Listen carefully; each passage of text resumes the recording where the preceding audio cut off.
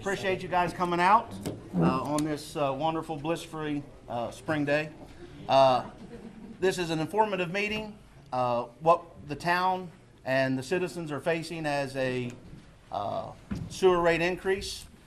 This has been imposed by Masontown raising their rates that Reedsville has to pay to dispose of the septic. I would love to, this is a great crowd. When we're talking about money, it gets deep in people's pockets and anxiety gets high, frustrations get high. I ask that we keep it to a minimum. Everyone will have a chance to speak that wants to speak. This is just tentative results. Public Service Commission has not come to any decision yet, but we felt that it was necessary to inform our citizens what could potentially be imposed upon them. Again, I just ask that we don't have any outbursts. Just keep everything civil. I'm going to get started by introducing everybody. This is Sandy Kisner, our recorder. Renee Stone, counsel. Jeff Stone, counsel.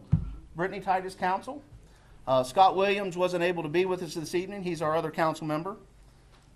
Shane is our town sewer coordinator. He's a Class C operator.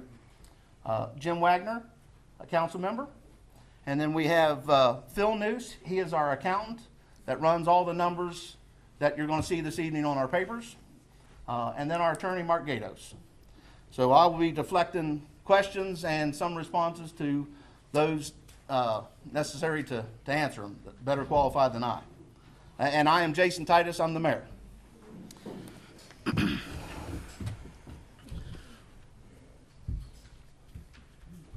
In February, I went to a second reading of the tariff for Masontown's wastewater treatment. That was a meeting that they were holding to raise their tariff, which would ultimately affect Reedsville's sewer rates. In that meeting, I&I issues were talked about. I&I is inflow and infiltration. Inflow is gutters, floor drains. Infiltration is crack pipe, manholes with problems, clean out caps missing. Those issues have brought Masontown to the point where they need to charge Reedsville.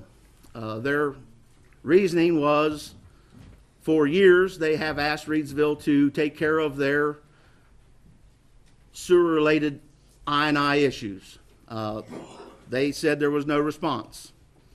Other than Jim Wagner on council here, we are all new as of July, and we've been making strides in finding and locating these issues.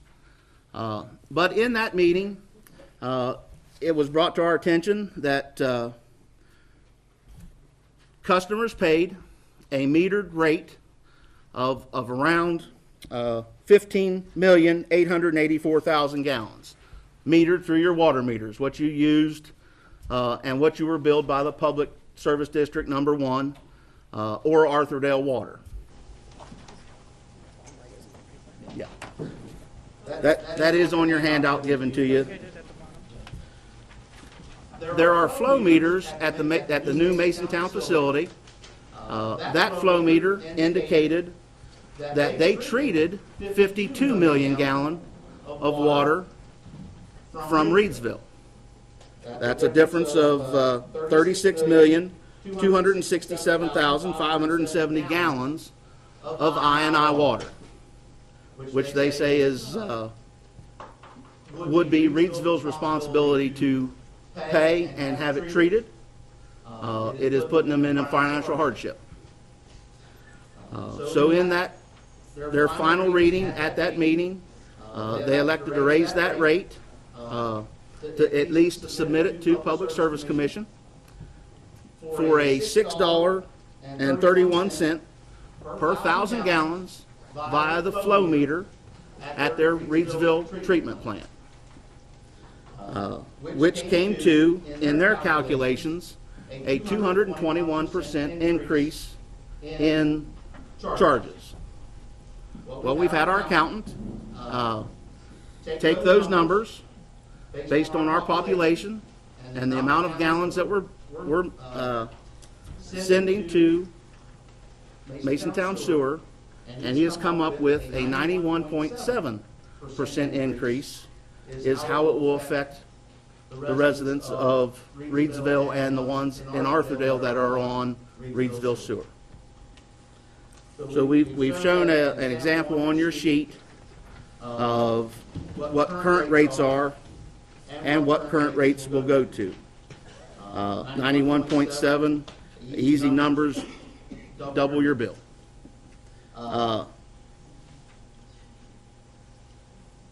Those are worst case scenarios. Those numbers have been sent via Masontown to Public Service Commission. Public Service Commission received them. Mark Gatos has sent in I'll actually just let Mark continue with the process of chain of how that's been handled and responded to. Please. Essentially, the necessary protest on two grounds. Number one, there are a series of inconsistencies in some of their numbers, which the PSC has picked up on. They're working on that, and they've asked for additional information on that. Those numbers or discrepancies are relatively minor in terms of, or in light of all that is out there. The other issue is the fact that they are proposing to deal with this on a flow meter basis rather than your regular meter and attach it to your how we're generally billing you as a town. So in that regard, if they're doing it for the one bulk rate customer, Reedsville, the argument is that it's discriminatory because they're not doing it for their own people. In essence, once again, they have passed a rate increase that applies to only the one bulk rate customer, Reedsville. Their customers are not faced with any increase apparently whatsoever. Likewise, Masontown, like Reedsville, has its own I&I problems. Now, Reedsville's are significant, but Masontown's are not insignificant. And to go ahead and pick one customer who has no votes on their council and charge them for the rate increase to make them whole is, in our estimation, a discriminatory practice. And that's one of the elements of our protest to them. Now, the process is a long one. They've asked for, as I said, some accounting discrepancies to be identified and explained. They've asked for documentation for various things that were proposed at the meeting and shown on their paperwork in their request for an increase. We have not gotten those items. It takes a while to put that stuff together, and we expect that to come out toward the end of May. At that point, the next step will be a meeting before the Public Service Commission. They'll have a meeting to air everything out. It'll be kind of like a mini trial, for lack of a better term, where we put on our arguments, they put on their arguments, and then eventually they will make a determination as to what the rate increase, if any, will be. So at this point, as the mayor said, we are in the very beginning stages of this. The numbers shown to you are based entirely on what Masontown has requested. If it goes through 100%, which rarely does, but if it does go through 100% as they ask, this is what you are facing. If it doesn't go through, the way they ask, and they split some of the increases between Reedsville and Masontown. There'll be some modification and some lowering of this 90-some percent, basically 100% increase. With that said, standing here today, looking at the I&I problems, looking at the costs of treating what goes into that plant, their overhead, and what we as a town put into their system, I anticipate that there will be an increase of some sort. To what extent? We're going to argue as much as we can about lowering it, keeping it even, doing whatever, but you can't expect that there will be an increase at some point in the future. So now that we're aware of I&I issues, and we have started taking exploratory options, locating the leaks, getting estimates on repairing leaks that we know about, along with, I'll start in Arthurdale because that's a close and a known. When we took over Arthurdale system, again, this council was not, except for Jim Wagner, was not a part of the construction over there, so none of us have firsthand physical knowledge of being over there watching it done.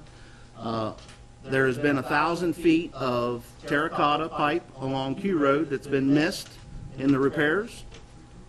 We have cameraed those lines, and they are terracotta. They do have root intrusion. There are some busts, cracks, and broken holes in the pipe.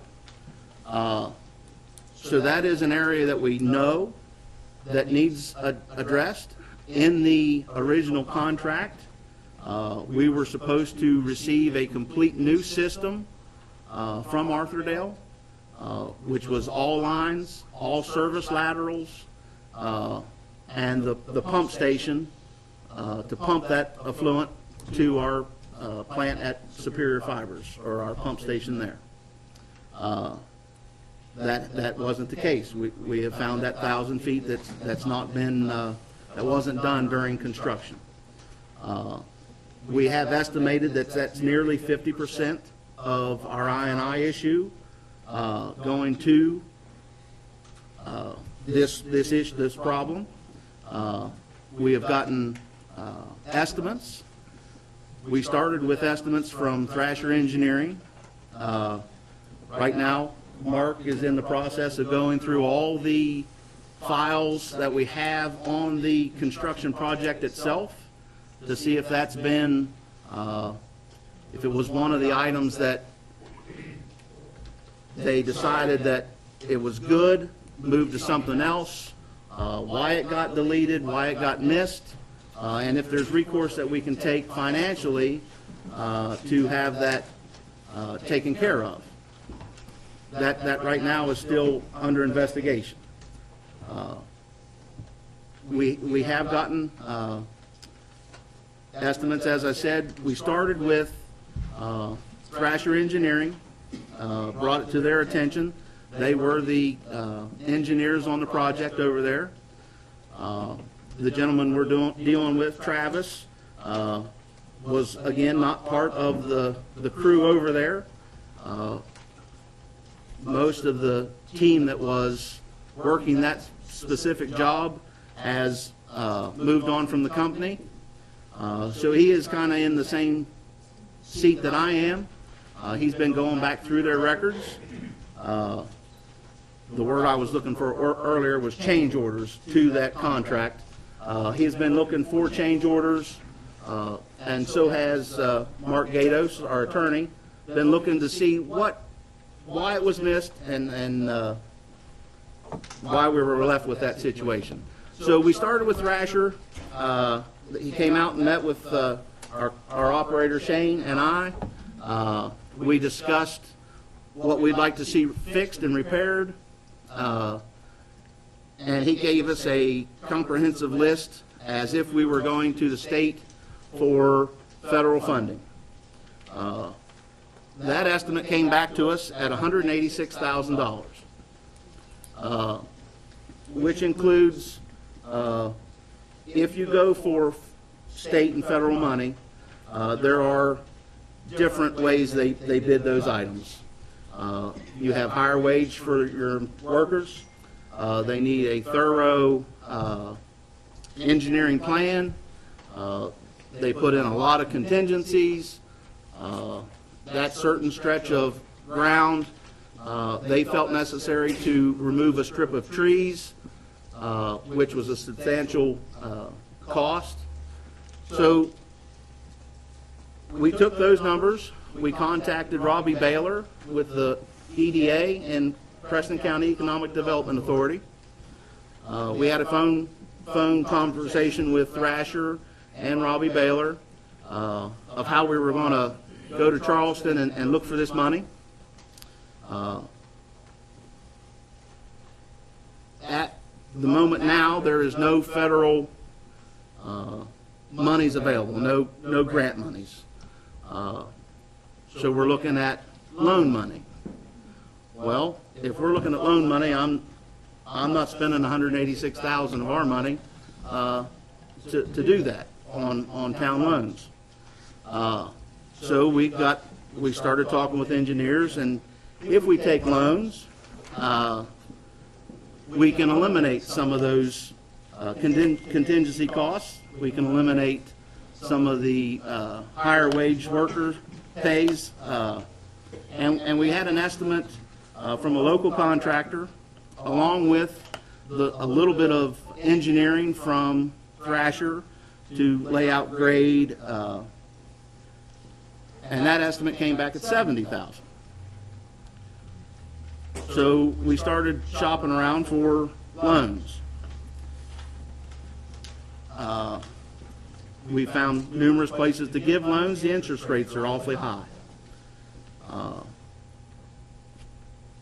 already know that we're looking at increases of some sort because of the Masontown rate increase.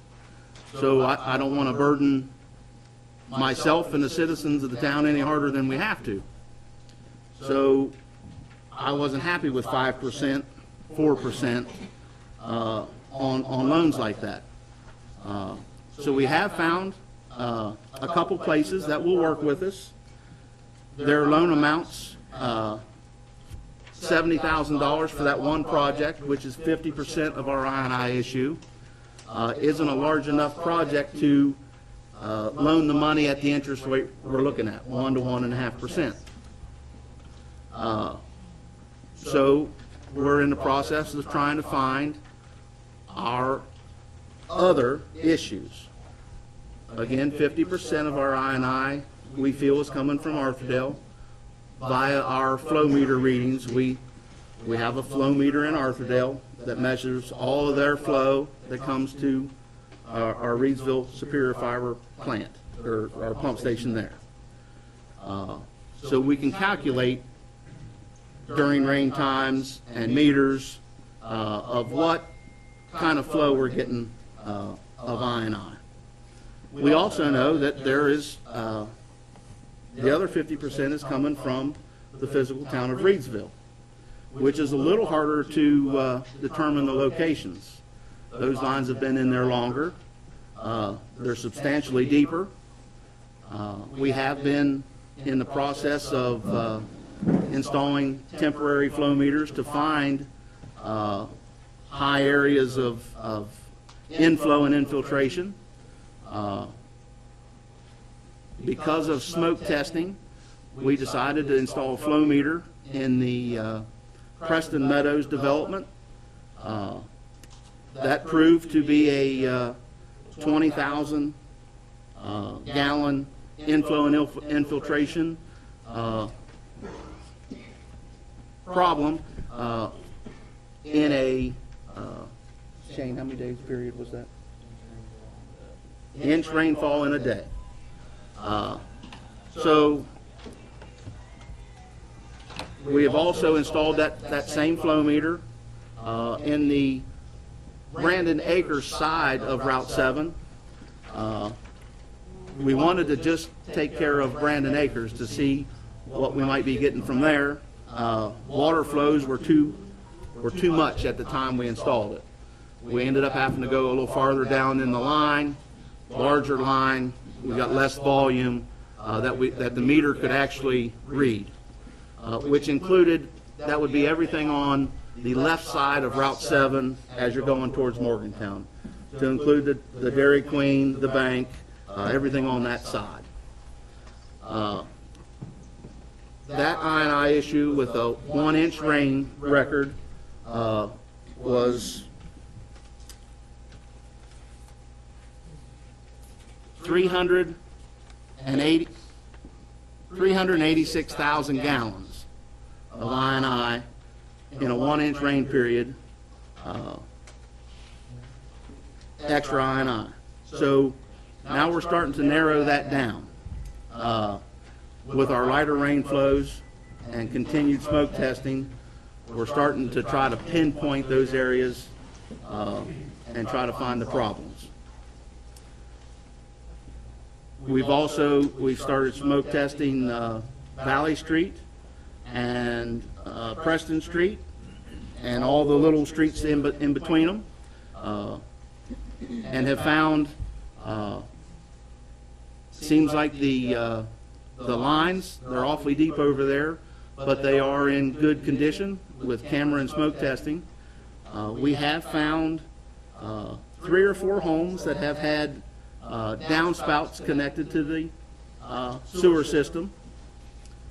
In that smoke testing, we found 4 sewer cleanout caps that have either been busted or mown over that are taking on groundwater. So piece by piece, we're trying to eliminate and find, and then cost analysis of what it's going to cost to repair these leaks. I mentioned that we found a company that would deal with us on our interest rate, a better interest.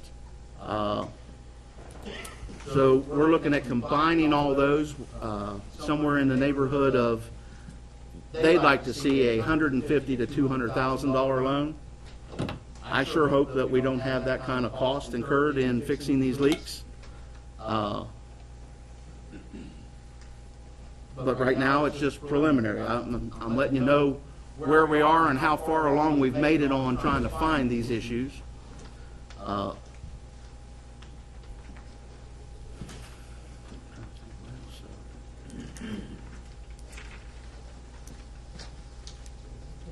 The paper that you have in front of you, the 91.7% increase, is strictly covers what Masontown is asking in their tariff that they have provided the Public Service Commission. It does not include any repairs to lines. The sewer company, it's not you need to run it like a business, but it is not a major profit generating business. We have a Class C operator that maintains our pumps. We have all of our septic water, our effluent is pumped. We have several wet wells with multiple pumps in them. We have electric that runs those pumps. So to fix any kind of issue in the system, there is no funding for that. So with the 91.7 worst case scenario that we're looking at right now, there's still no money there to fix the problem. Our goal is to, because this process takes a long time, I first went to the first meeting in February, and it's just been a continual paperwork back and forth, and it keeps stretching out. I'm hoping that we can find and repair to the best of our ability everything that's physically possible with the money that's available. The town council has looked at taking some of our council budget, our town budget, and assisting the sewer department if we could get to save the hardship of this 91.7% increase. If we could get in there, find the issues, and fix them. I like that idea. However, the sewer department can't pay that money back. So the residents of Reedsville will ultimately hurt because then that money taken from our budget will take away from street repairs, just, you know, the normal workings of the town. So we're weighing all these options out. We're trying to get the best game plan together prior to this final meeting with the Public Service Commission. And our ultimate goal is to find and fix what we can prior to the meeting, take another look at the numbers. This process has been tremendous, and it looks like it's creeping clear into June, maybe September before we actually implement new tariff on Reedsville's part to increase. So we're hoping to find and fix those. If we cannot, we certainly want to express our concern to the Public Service Commission that we are looking for the inflow and infiltration issues. We are trying to fix them, and if we don't get them fixed and this increase of whatever it comes to goes through, that we would like to have an annual review because of if we're fixing the issue, that's less water Mason Town's treating, less water that they're having to pay, that we have to pay to get treated. It's certainly, and I think it myself, I'm sure all of you think it, you know, the rates go up, they never come back down. And that's a concern for myself. You know, I don't want to see my sewer rate double. You know, money's, you know, it's not the easiest thing to come by anymore, and you certainly don't want to spend it frivolous or unnecessarily. So we want to make sure that in a annual basis that they look over the file again. We take daily readings. Shane reads all of our flow meters daily to know what we're giving Mason Town. We're in the process of talking with Mason Town. We want the same company to at least inspect their flow meter and our flow meter to know that these rates are, the meters are the same. And then I think it's only fair that annually we, if not more, the process takes so long, I don't know that we can do it in a shorter window than annual, go over these numbers again and get them back down to where they need to be, at least where they are now.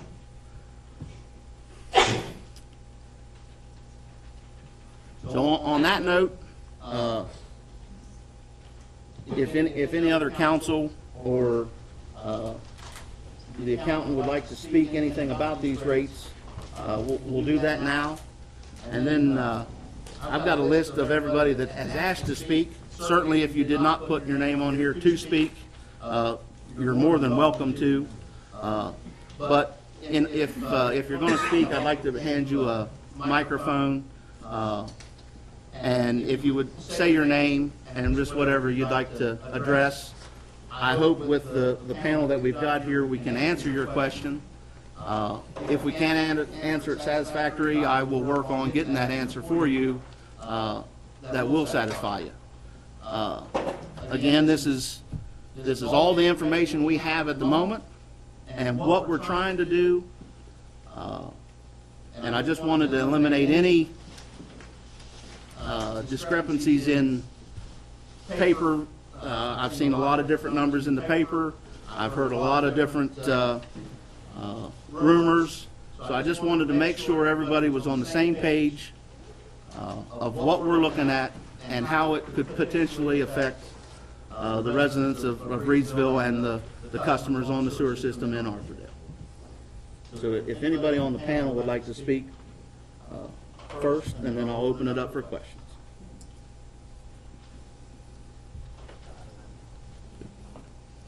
Well, I just want to say, before we get into, I know that everybody, I mean, emotions are high, just like Mayor Titus said, and I totally understand that. You know, I went to the Masontown meeting, and whenever I went, I was pretty hot and bothered about what was going to be happening. But I would just ask that you remember that we live here too. You know, we're a community. We are here together. We're not in council to like make $1 million and like run the town.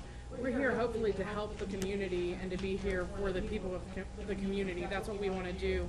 And we really are doing everything that we can to try to make this better for everyone, ourselves included. We don't want this to happen. So I just want you to understand that we're all on the same side. It's not, you know, council versus town. This is just us as a community trying to figure out how we can fix these problems that we've inherited.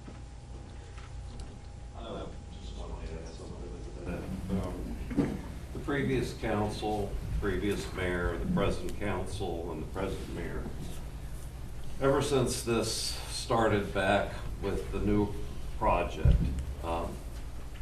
everybody here needs to realize that everyone sitting here are essentially volunteers. I mean, the town pays a little bit of money to take that elected position, and by the end of the year, they're probably making $2 an hour, if that. And maybe that's already below that by this point in time. What everybody needs to realize is none of us here are engineers. We, as a group, relied on Thrasher to put in a good system. The box of stuff that was brought to me a week ago is, I mean, the box is lined from one end of this table to the other, and it's maps and graphs and engineering calculations and page after page of numbers and change orders.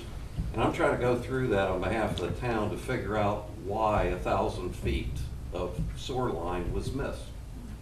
That alone is 100 hours of work.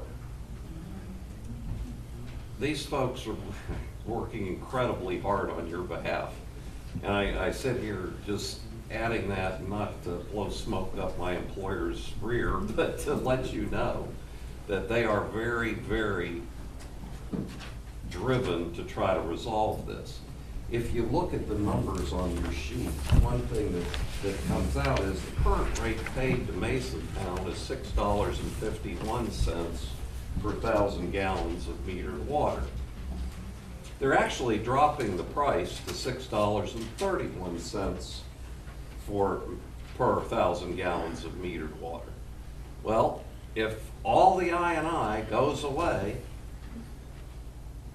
your sewer bills will actually tend to go down, in essence.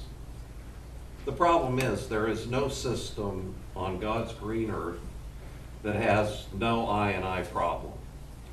There's always a maple tree that breaks into a pipe. There's always a pipe where a top gets knocked off. There's always a pump station that has a fracture in it where water gets in.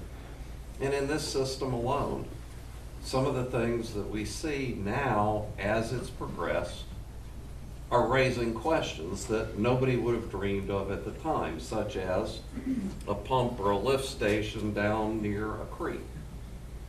Well, guess what? When the water comes up, The pump station gets water on top of it.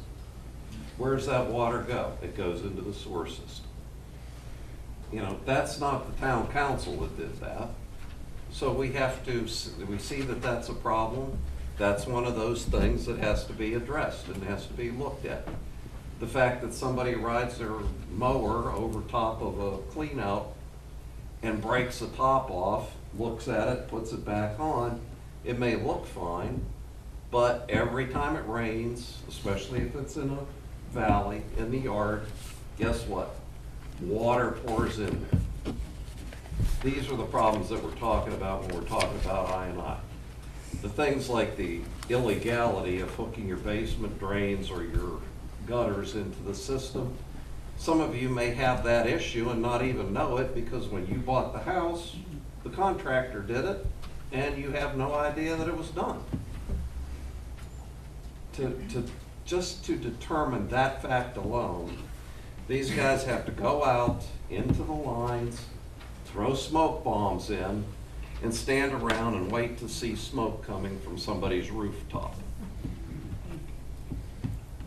You have 400 or 500 customers to do that on, miles of sewer to look at. So this project is not just this council. The previous council was arguing and yelling about it too. And, you know, finally, I think the workers of the town understand what their jobs are and that they're working on these. And if they get one done a week, these problems will become minimized.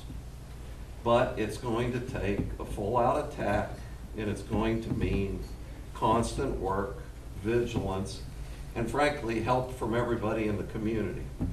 If you know of a problem, let somebody know.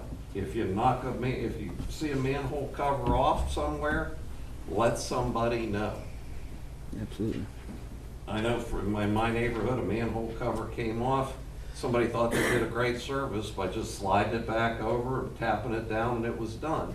But in fact, that was just as bad as having it off because it wasn't properly sealed. A new seal had to be purchased to put around that so that the water didn't get under the metal lid and go right into the sewer system. Those little things most people don't know unless you're working with this constantly. And as these folks have found out, the more they work on it, the more problems, the more issues, the more things they can identify themselves. But each and every one of you, if you have questions or you see something, you have to call it to the attention because that's an easy way to get to something, to get it fixed, as opposed to running up and down the roads with smoke bombs and waiting for chimney or gutters to start looking like chimneys. The other thing that I wanted to point out is, as the mayor said, this increase that is being proposed covers the cost of treating the sewage. A sewer board is required to have a kitty built up. Why? Well, if somebody fails to clean a pump station out, or a compressor goes bad, or one of those electrical boxes goes bad, boom, 15 grand to replace and repair it. Those things can go bad at a drop of a hat. $15,000. So in essence, not only is Masontown asking for an increase just to treat the sewage, but there's going to have to be something done to continue to maintain the system and make sure that testing continues to be done and everything remains in working order. With a pump going bad, it builds up, it blows the lid off the cover, and then you've got thousands and thousands of gallons more coming in, not to mention an EPA violation. So all of these things play into this, and they are very important that everybody be cognizant of what's going on, try to help out and let everybody know, and also, as they say in the military, hurry up and wait. This process takes a while. Fortunately, in this case, some of this delay will be to Reedsville's benefit as long as progress is being made to eliminate the I&I, and as long as we are working toward trying to find alternative ways to finance repairs and take care of things. But, I mean, little things like paving a street. You can end up with a gutter or a curb that changes the water flow, and then it goes into some manhole cover that nobody knew was there. Then you've got another problem. You gotta redo the street, redo the manhole cover, work the two of them together to make it work properly. There's always an in and an out to every one of the steps that are taken. And again, I just want to echo what the folks here are saying. It's a long process and everybody's working hard to try to fix it. Hopefully we can come to a resolution that doesn't impact everybody in such a hard manner as what's being proposed here. Thank you for clarifying some of those things. I've got the list that you signed in on. First gentleman on my list is Don Bonnet. Oh, Okay, I don't really need a microphone. okay. 1,000 feet that you determined on Q Road. Yes. Is that the end of Q Road? That would be the line that would go to the foot of the hill at Q Road. It starts in front of, or just down from Mrs. Lazier's home. Right, I know because the reason why is that line is in mine. Right. I had a problem when they were putting all this system in, that they stopped when they built a unit there for clean out and everything else, everything else. My understanding was that they ran out of money to be able to continue. From like 2 houses past mine, or to my next door neighbor here, the line goes and goes up into my yard, angle, to the old house. There was a line tied to the trailer which belonged to my mother. My house was tied just before that into that same line. And a line from my house down to the terracotta tower was all plastic. Now, I requested a couple years ago, it's Jim, right? Yeah. Yep. I talked to him about it, and I showed him the map. You know, I just kind of drew a map himself for how the line was, and I requested that that be completed. Because it's all terracotta tower. And I know I've got a couple of trees in my yard. There used to be a lot more trees in that yard. And they were all cut out. Probably still roots in there. So I know there's a lot of water coming in, because I don't have much water when it pours down like it has been. Later, there's a little bit there, and all of a sudden it drains down. We go up towards Key Road, up towards 92, people, you got water, and they were still laying in there. I think today it's kind of clear out. So I just wanted to request that for a long time that this be done to get it complete. Because I know there's a lot of water going in. Absolutely. So is that the main 1,000 feet that you're talking about? That is 1,000 feet. There's a manhole directly across from M Road. Right. That was replaced. Right. And it has stubs out of both sides of it that stub into terracotta. 300 feet if you were looking at the line from Q Road, 300 feet to the left and 700 feet to the right towards your home. Right. That is the 1,000 feet that we're looking at as our main source of I&I in the Arthurdale area that has to be addressed. So I know the line from the house to, there used to be a septic. When we first moved up here in '66, we had major sewage problems. And Dad put a new line in his house for that septic tank. And that septic tank, there used to be a 9 in there. You put 245s inside just to get flow to it. From that point on, it's all terracotta tower for that manhole. And I know the water is going in there because, you know, there's water lays in my yard. I've got some dips in there.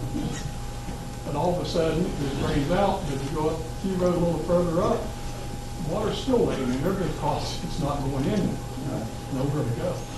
We've taken videos of that same exact thing of there's no water that lays on top of that line. And then, of course, we've cameraed as far as we can your direction from that manhole.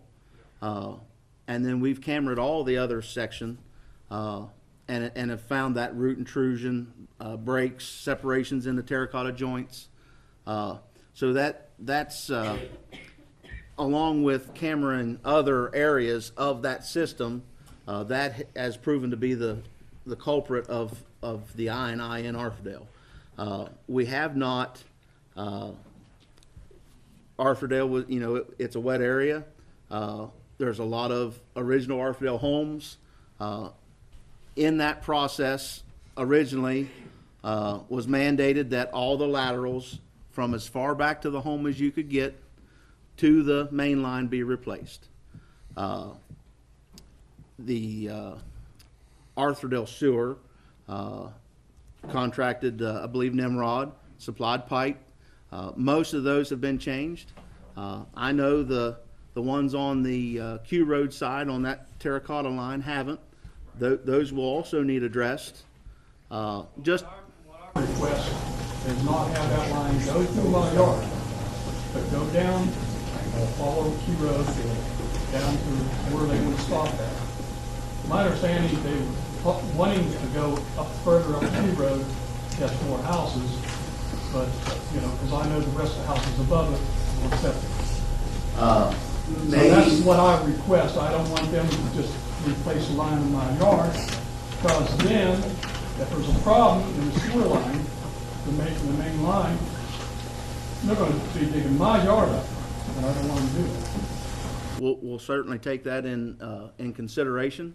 Our plan right now is just to replace a line. We do need a manhole, a clean out near the end of that line.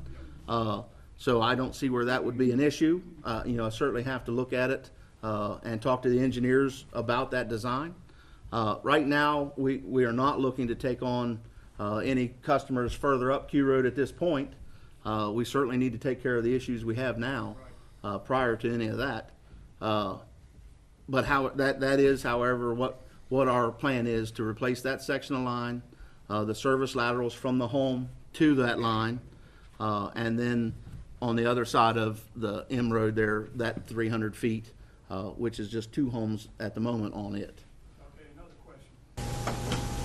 Your meters. Does anybody check the calibrations of those yearly, 6 months, whatever? Right now, we have those calibrated annual. Okay. What company do you use? Right now, we're using, Reedsville uses H&S Controls. They're out of Grafton. Is that correct, Jim? And Mason County uses another gentleman. He's way out of state, and he comes in annually and checks theirs. He does others in the area. And do you get reports from them of their numbers or the calibration sheets and things like that? We have. They just had it calibrated, and they were asking for our calibration reports at that February meeting. I was talking with the head gentleman over the sewer along with Brian Trickett at that meeting about, and that's when we thought maybe we would have the same company. I think that is the ideal way to do it, because I used to work for a power plant in Morgantown, and we worked that Department of Energy. So I did a lot of calibration on flow meters, all different kinds. Yep. Steam flows, water flows, and everything. So I know quite a bit about that. When we do it, we do it all at the same time. The only ones we couldn't get were the ones at the university owned. Because we sold steam to the university, and also when the condensate came back from the steam, then they had their own meters, we had ours, and then they were built. We were built. So I think that's the best idea, is to have one company, a good company, to do all the calibrations and check them and verify. Because you know, I know there's a leader in Arthurdale down there by the pump station. Yes. I just wanted to make sure that everything gets calibrated correctly, and you know, because, I mean, they're saying there's so much flow, and if, you know, Masontown says, well, we're putting a lot more in of groundwater. You know, I think that's where, when you do one calibration with one company, that's the best way to do it. Then you can always go back to that company and say, hey, your meter's off. Right. So, that's about all I have to say, but I just want to make sure that sooner or later that line gets fixed and goes straight down to road and doesn't go through my yard.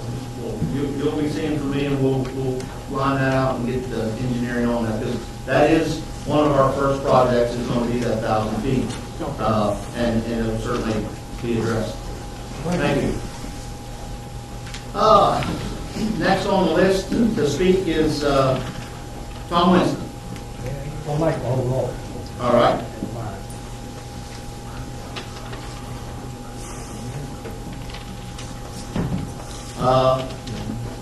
Linda and Arthurdale.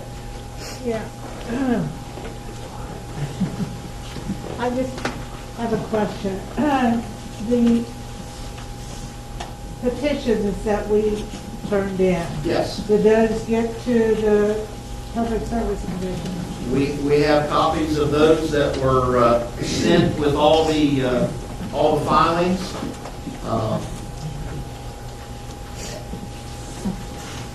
And I have all the copies of the names. I personally haven't gone through and verified every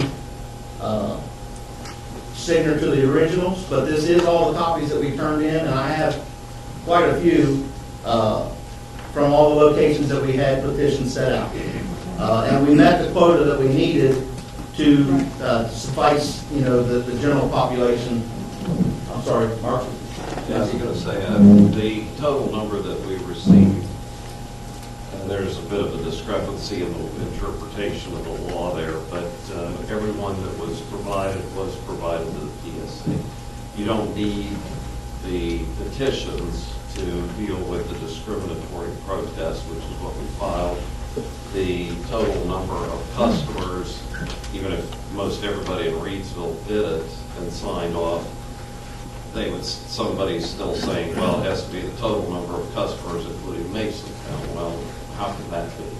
But at any rate, the petition is before the PSC, and that in all of the people that signed the documents, those were all provided in the protest letter. Okay, and there's still, you see I've seen you driving down Emmerich. Yes. And it's bubbling up out of the manhole cover. Yes. We still, we've taken care of an issue. Mr. Kelly's here. He was, for the last unfortunate 5 years, Right. been fighting an issue of not being able to use his facilities anytime you had a heavy rain in Arthurdale. Right. I've certainly apologized to him as the best I could, and we've taken care of that issue in his yard. We've installed a lift station with a check valve. So anytime that there is a heavy rain, unfortunately, because of the I&I, we still are exceeding the pump capacity of the lift station. It is backing up. Now it is not backing up into John's home, which is a great thing. Yeah. But however, we still are fighting the I&I, which it ultimately does start backing up the line, and clean outs that aren't securely tapped on will be leaking, along with some of the manholes. Yeah, it bubbles up in our sink. You're starting to get some bubble. Yeah. So certainly that's that's one of the reasons that we're trying to address that as quick as we can, and find the best case avenue to get it fixed timely. Yep.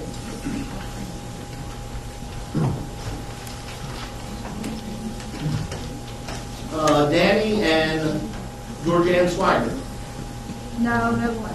Well, I guess I have one. Have you addressed Anything with the members of the legislature for possible funding for this line in Arthurdale? We have, I didn't thoroughly cover that. When Robbie Baylor addressed that, we sent letters to our senators and legislators to ask for that funding. We've gotten some response back that they have forwarded on to somebody higher up the chain from them with letters of concern to help us out. However, to this point, we haven't got any commitment for any funding. Okay, thank you.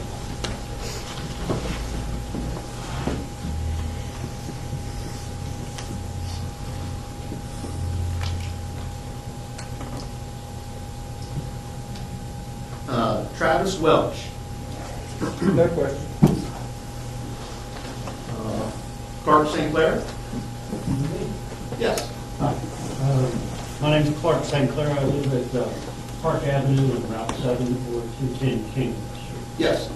Some issues that were brought up here, and I thought it was interesting that you said you were talking about the I&I issue from Masontown and their fair share. Has there been any power on your part to force them into turning over that information, or is that a public service?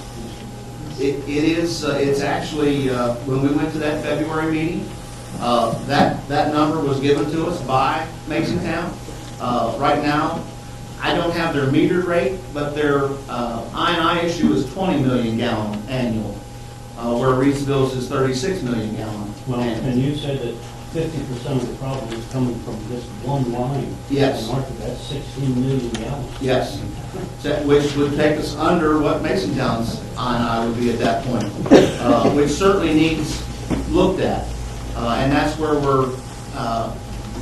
we feel some of that responsibility should fall on Masontown instead of just the one customer, the bulk rate customer of Reedsville taking the, or the citizens ultimately taking that. Hitting on that issue about Arthurdale, I'm sure you went back to the original bid proposal for correct for installing all this liquid lines. Yes. And did they actually have the grant funding or the funding available to do all those lines? And then if they ran out of money, wasn't there a mechanism in that process to tap into additional funding to finish the project? Yeah. Mark might be able to answer that better than I. But that would be in the initial. Clear, that's in one of those boxes lined across his desk. We're trying to pin that down, but basically what you heard today, and I believe it's true, is that the Arthurdale extension project was supposed to be a complete project. Now, first I've ever heard was that they ran out of money. Was here today with the fellow that spoke earlier. That was significant. Yeah. And that's news. Mr. Wagner, did anybody ever tell you they ran out of money? No. So that's kind of an eye-opening experience. And number two, if you have a contract to do a job, if you ran out of money, then you underbid it, that's your problem, not the town's. And that's what we're gonna have to look at. That's an interesting twist to this. Now, were there change orders that were approved? I don't know, and that's what we're gonna have to look at. There may have been other issues that came up that were unanticipated, and instead of taking on that 1,000-foot, they let that go to take on a bigger issue because it was unexpected and needed to be handled. 16 million gallons of water, significant. It can be, but then again, perhaps what was engineered for a certain size pump, it was determined after flow rates and everything needed of 3 times that size pump, and that equaled the same cost as the 1,000 gallons or 1,000 feet of pipe. So those things, again, at that point, maybe they didn't know how much I&I was flowing through those pipes, but another section needed addressed in order to make the whole system work, and that would have taken a priority, and that's what we have to get to the bottom of. Thank you. And then one other issue that I had a hard thing with, I made sure that whenever I did significant work in my house and put new roof drains in, and put new sewer lines in and everything, that we roof drain all the stuff to a point in the alleyway, and it flows into the stormwater runoff. Sure. Now, I know that I did that, and I can verify that. But what are you doing for the people that you have found that their roof drains are going into the sewer? And what's the consequences of that? Thus far, we've only, after smoke testing, we addressed those homes, we've located them on a map. Shane, Greg Burke, and some other community members. When you smoke test, we've got a smoke machine that pumps, somebody has to man that pump, and then you've got a lot of walking around, just looking at all the ground, gutters, everything that you're inspecting for. So we had a couple community members that volunteered to walk around. When something was found, Shane was notified, and we went and looked at those areas. To my knowledge, Greg, you have spoke to... I've pretty well spoke to everybody that has the roof issues. Now- Now, I think there will be a letter sent from the town. Yes. Under their tariff, is way it will be sent. But I have personally talked to them, and they verified that they were going to work on it. So we will be going around looking and verifying. We'll take pictures, make sure it's fixed. And we actually found down Mill Chapel, we fixed the problem down there the other day. Another thing, Jason, you might want to bring up is this pipe bursting. Yep. And the cost of it. I know it kind of relates to what he's saying about going back and looking to Thrasher, but the legal aspect, how long will that take? Right. No, it could take 2 years. See, we can't wait that long.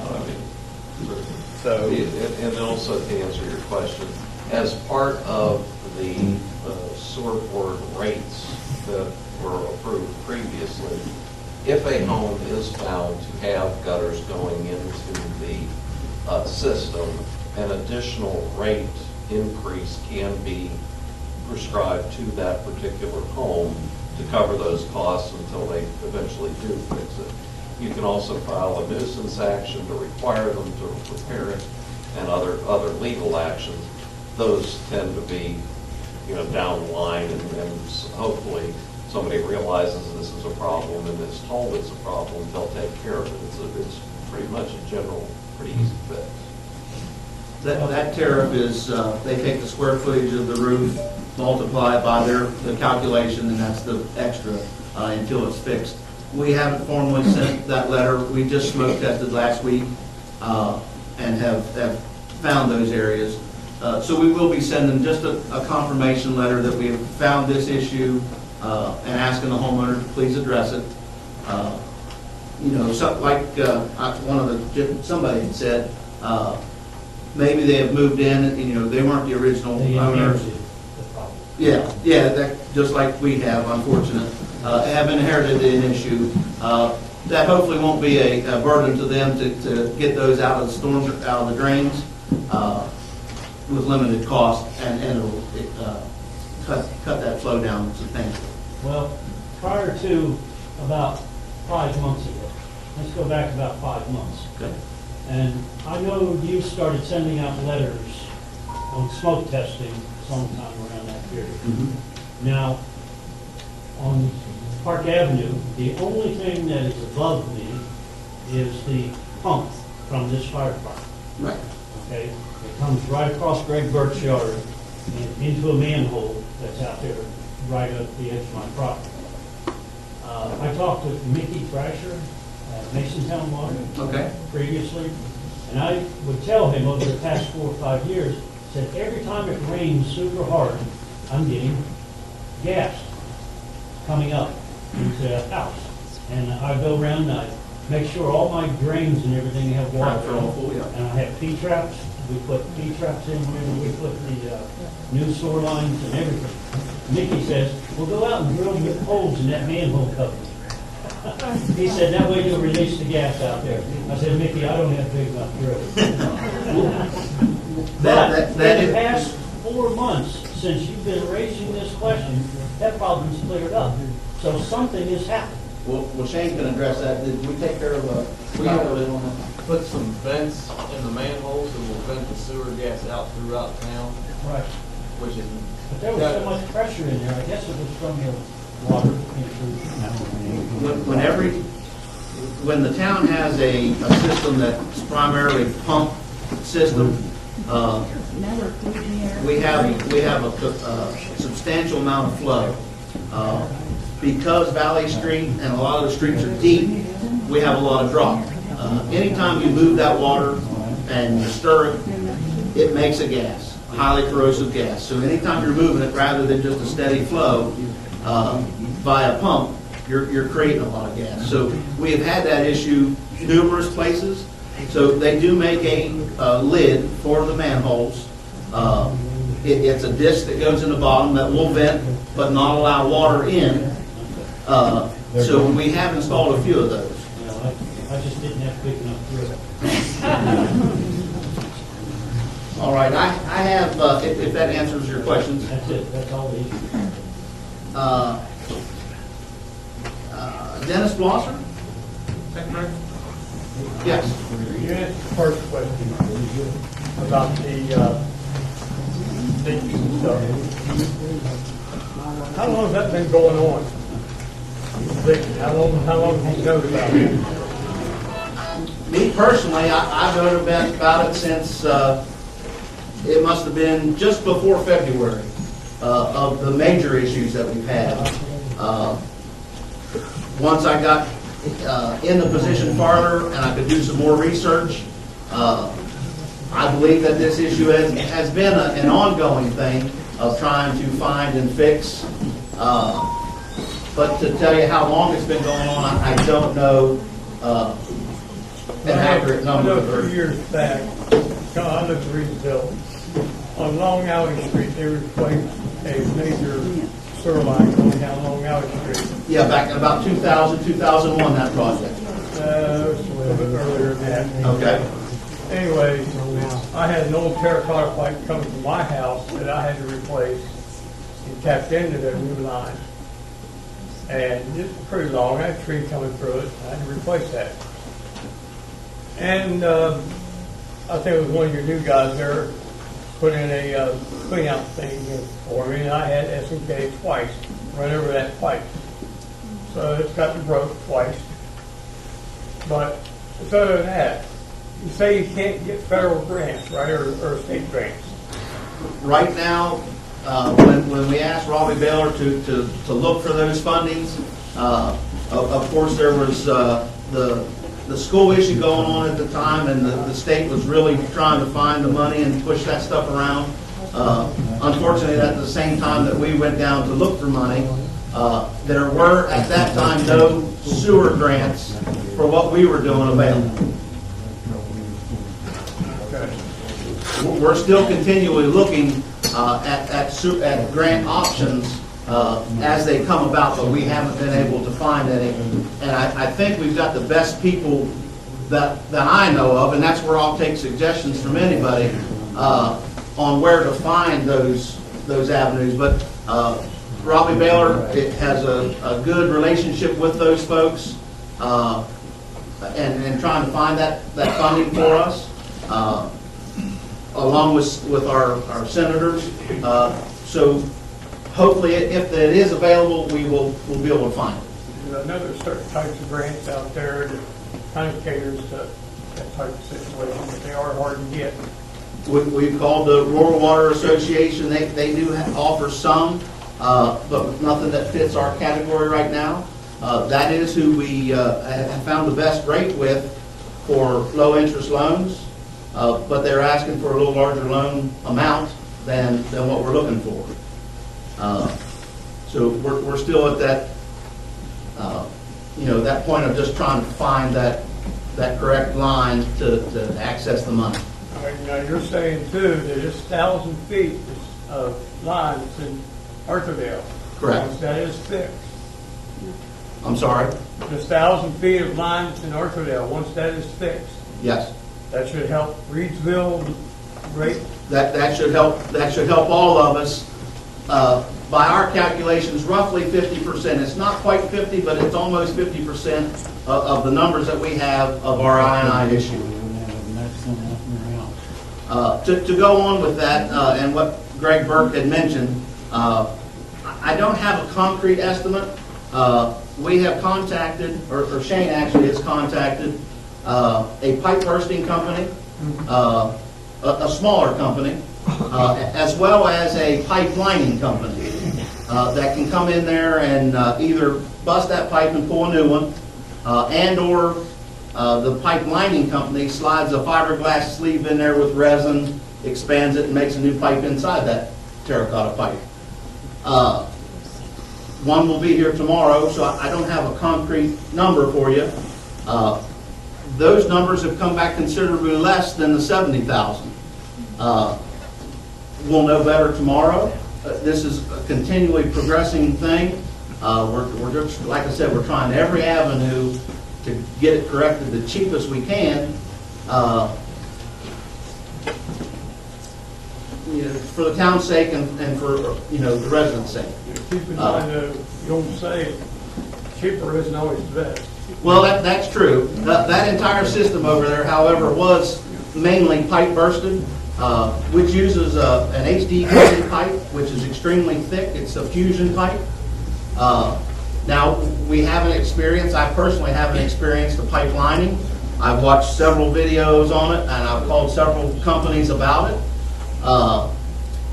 But for the amount of line we have to do, the 1,000 feet, a lot of companies, it's not a big enough project. So they don't want to move in. We have found one of each company, a small pipe bursting company and a pipeline company, that are going to come this week and this weekend and take a look at our project and give us a quote. They did give us a quote over the phone. I don't want to throw that out there because without them seeing it, it's kind of hard to do. They went with what we told them.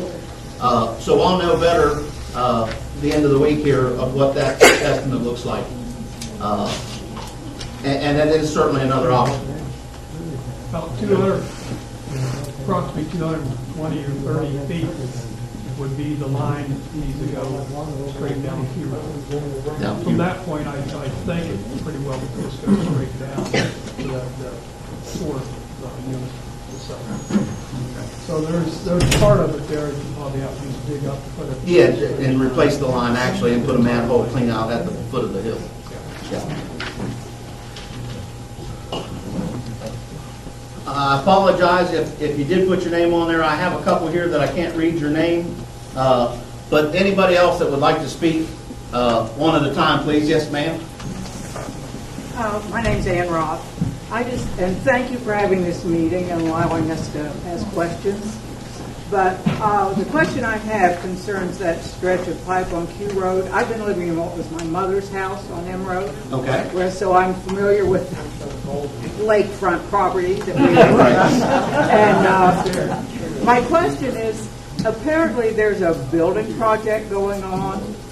It's in the beginning stages, which eventually will be 13 more residences right there on Q Road. And if that flow meter, if the water, the capacities of water to go through that flow meter is already to, exceeds, what happens then?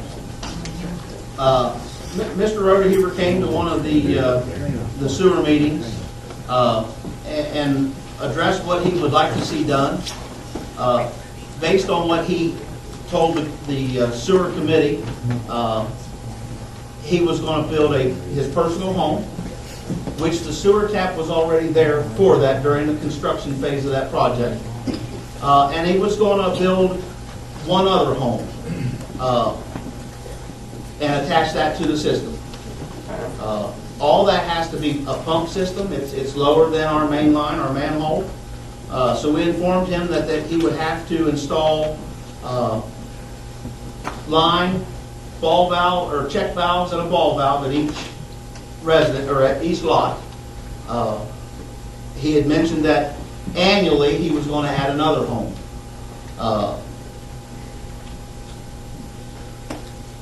Apparently things have changed. We did ask that he have our sewer operator present when he connected. That's connected, and we weren't present.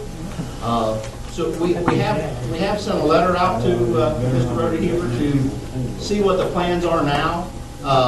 Certainly with the issue, the council felt that the original tap there, we couldn't tell him he couldn't connect his home to that tap. The one extra home annual, our thought as the board was, we'll have that issue on Q Road taken care of prior to his complete development of 14 homes. I have seen the Arthurdale home listed in the paper, and I've seen those lots listed in the paper for sale now. So things have changed, and that's why we've addressed a letter to him. I asked him to come to one of our sewer meetings and update us on maybe a change in his design plan or what's going on. Because we did authorize, we told him what we'd like to see installed. Every house had to have a pump station, and we wanted to be present when it connected, and none of that's in there yet. So until we get him in there, so we can talk to him, I really don't have an answer for that other than what I've seen and advertised in the paper. Does he have to have your approval before, any of this comes to be? I mean, before it actually hooks into the sewer? I mean, for the other lots, not... Well, based on his original proposal, he had our approval for his main home and that one other home. And that's it? And that was it. And then annually, he was going to add on. Right, I understand. And also, I asked him to have us present when he connected. I don't believe any water has been installed to that property yet. I did see the gas company, they installed some gas line over there, but I talked to them, they have to do a road bore to get gas to it, so that's not installed yet. And I know there was power conduit laid, but I'm not familiar if power was pulled through there yet or not. But beyond that, I can't answer that question. Thank you. Yep. On that account, can that pumping station that's at the end of Emerald handle 14 more homes? It is designed to handle more homes, but not with the current I&I issues. As you're aware, the system is not designed to during heavy rain seasons bubble up out of the ground. Right.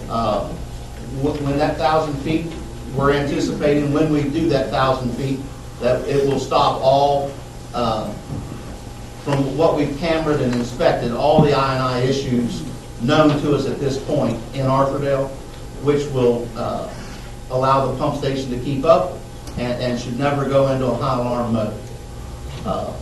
According to the curve charts and the pump line that we have running across Arthurdale over to Reedsville.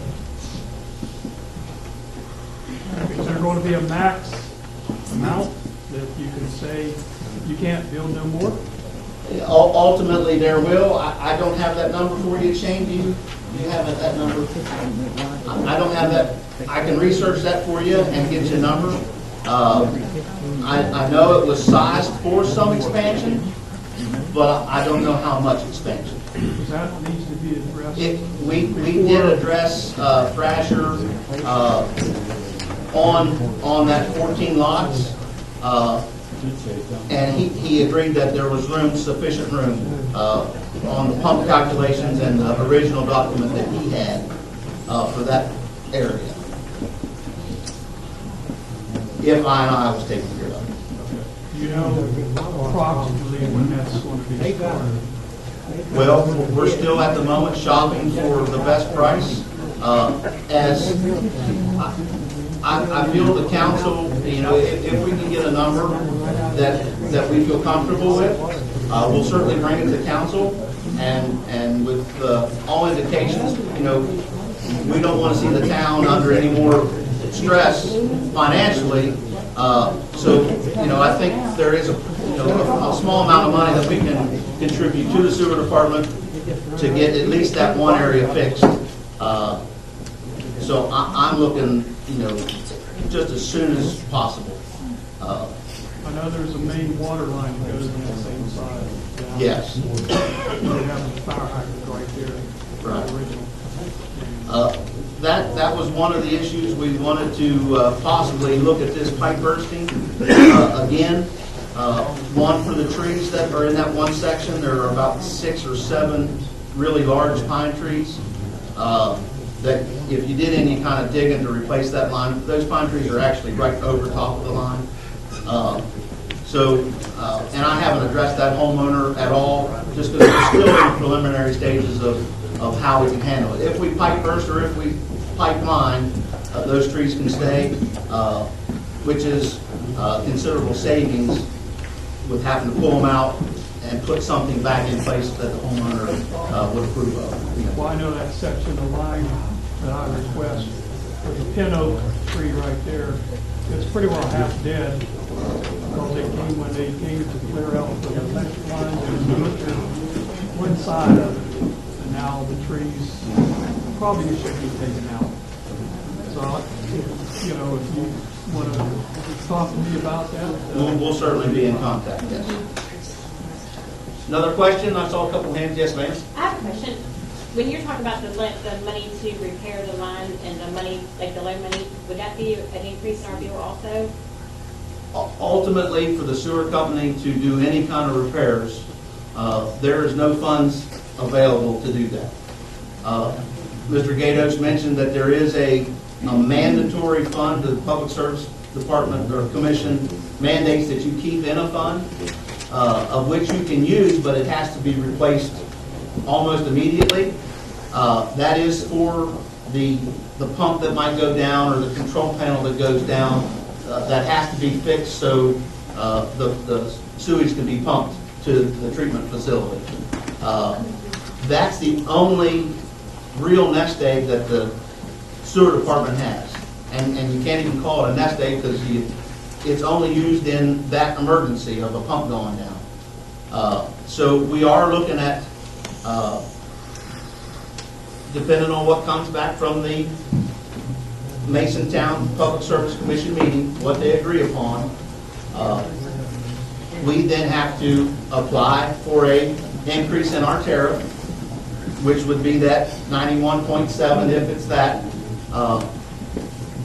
plus whatever the cost of repairing the items that we found to that point.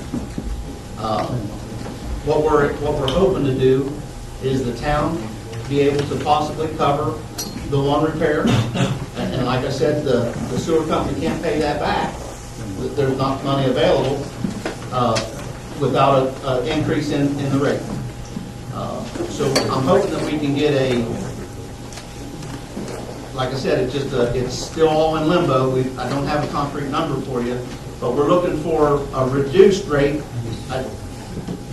Ultimately, I don't think that 91.7 will be what it is, but then we do have to tack on a small percentage for the repairs.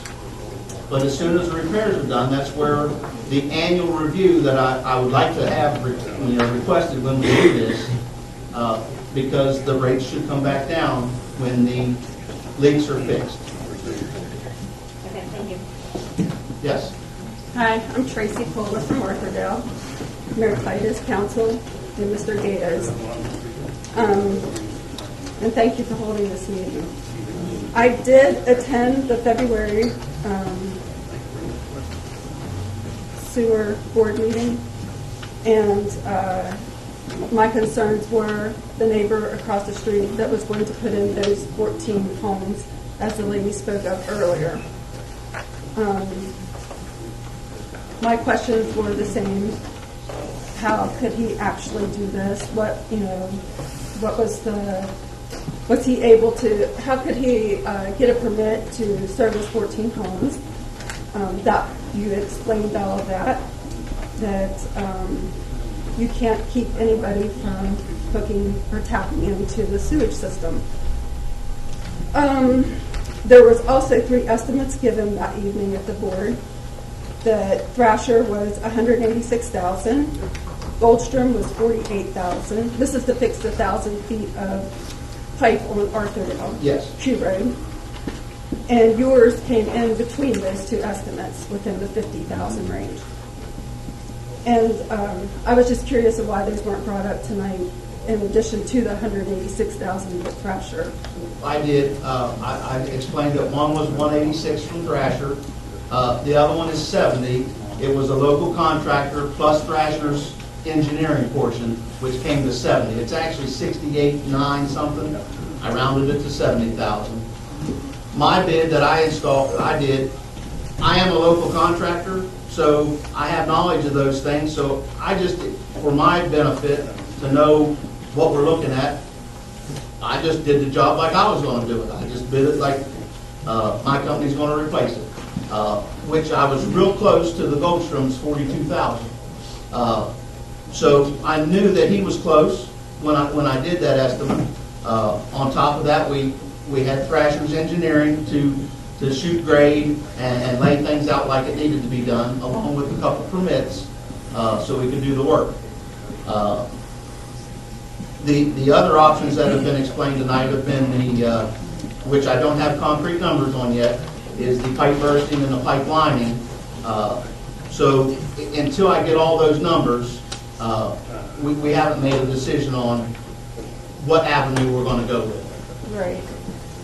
So for the unmetered customers in Arthurdale, is there some type of government or financial assistance to help those that are on a fixed income, the elderly? And when the system was put into Arthurdale, they weren't given the option to have a meter. Not under this council or whatever, but on the previous. And I'm neighbors with quite a few of them that do not have a meter, and we're not given that option. That would be something that you would need to take up with the Arthurdale Water Association. We don't have any control over their way they do things. I know originally Arthurdale was installed with no meters, and it is still that way. But however, to address that issue, you have to talk to them. Government assistance for low income. I know there's some funding issues through gas and electric, but I don't know if it goes to water. I'm sure that could be researched and found out if there was an avenue to help the low income families that would need assistance with that. Okay. And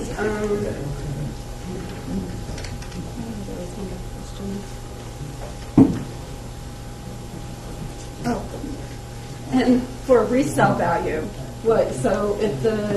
how's this going to affect those that may want to sell their house if this increase takes place, and how is that going to hurt the market?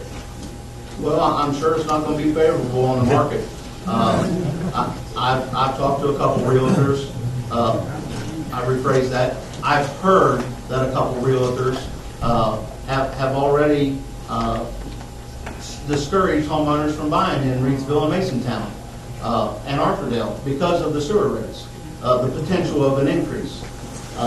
So we certainly want to eliminate that the best we can. Unfortunately, we're still in a stage of trying to find the money and make everything work. So, ultimately it is going to hurt, for somebody that's selling right now with those issues. A 91.7% increase, doubling your standard water bill or your standard sewer bill now. That money's got to come from somewhere in a family's budget. And somebody looking to buy a home in the area is going to be concerned with that. So those are all things that the council and the sewer board are looking at to try to at least keep to a minimum and work diligently to fix the issues that we've found and get them taken care of as quick as possible. And Mr. Gatos brought up that he was unaware, and also the previous Mayor Wagner said that they were unaware that they had run out of money when Thrasher's was installing the pipe. That was actually brought up at the meeting that I attended in February. So I was just, of course, the previous mayor was not there at that sewer board meeting, but I was made aware that evening that Thrasher's did not have enough money, and that's why the terracotta remained. That was brought to our attention that evening, but however, after doing research, I don't have, he's going through the box now to see where the money is, but I don't have that answer for you definitive. But I do know at the end of that project, there were funds available at the end of the project that were, Jim, was it Preston Street in that, the end of that project that was taken care of, and the truck? There was money at the end of that project left over to purchase the sewer department's truck, and there was a repair done on Preston Street, and that section of the street after it was tore up was paved. And one more question. I had a town council member that shared with me when, before the new council was elected and the new mayor, there was approximately $137,000 in the bank account. Why couldn't the sewer board borrow that money from the town and pay them back with interest? That's what we're talking about doing, and has been mentioned here this evening. And the council has looked at that option and has that available, but we're still in the process of finding the company to do the repairs, and that the town would need reimbursed that money, and the sewer department at the moment doesn't have those kind of funds. Let's see if I can address that. There's some legalities involved between the town of Reedsville turning money over to a separate entity, the sewer board. The sewer board is supposed to run on its own. Right now, it is bringing in money equivalent to essentially what is going in. There's no extra, there's no profit. If it was a company, it's a no profit, in essence. If the town loans $100,000 to the sewer board, how is the sewer board going to pay the town back? A rate increase. That's the only way to come up with the funds to pay the town back. And the legalities and the contracts and all of that aside, that's what we're talking about here, is that, you know, it's not the town's money is the town's money, the sewer board's money is the sewer board's money, and while the town may have through B&O tax some financial ability to help and assist, it is required to take a note for whatever it gives and get paid back. So either we go through the loan companies that the mayor was talking about, grants that you don't have to pay back, which are far, far and few in between, or the town loans the money and you still have to pay it back with interest. And the only way to do that is to come up with a source of funding. In governmental terms, that's called a tax or a rate increase. But would your rate increase be different versus what we're wanting to pay Masontown? I mean, you're talking about 91.7%, but if the town loaned $50,000 to take care of 50% of the problem, you would have a rate increase, yes, but you're maybe talking 10% versus 91.7%, and that would take care of. Absolutely, because you're paying, like I said earlier, you're going to be paying actually less per 1,000 gallons than the present rate. And if you get rid of all the I&I problems, your sewer rate or your actual bill is going to be the same for 3,000 gallons that you use, but the overall bill that Masontown is, or that Reedsville is paying to Masontown will go down, and there may be money to do that. But those calculations are now in their infancy because, number one, we don't know what the rate increase is going to be as set by the public service for Masontown to get from Reedsville, and we don't know what the costs are going to be to repair all the things that Reedsville needs to repair to eliminate as much I&I as it possibly can.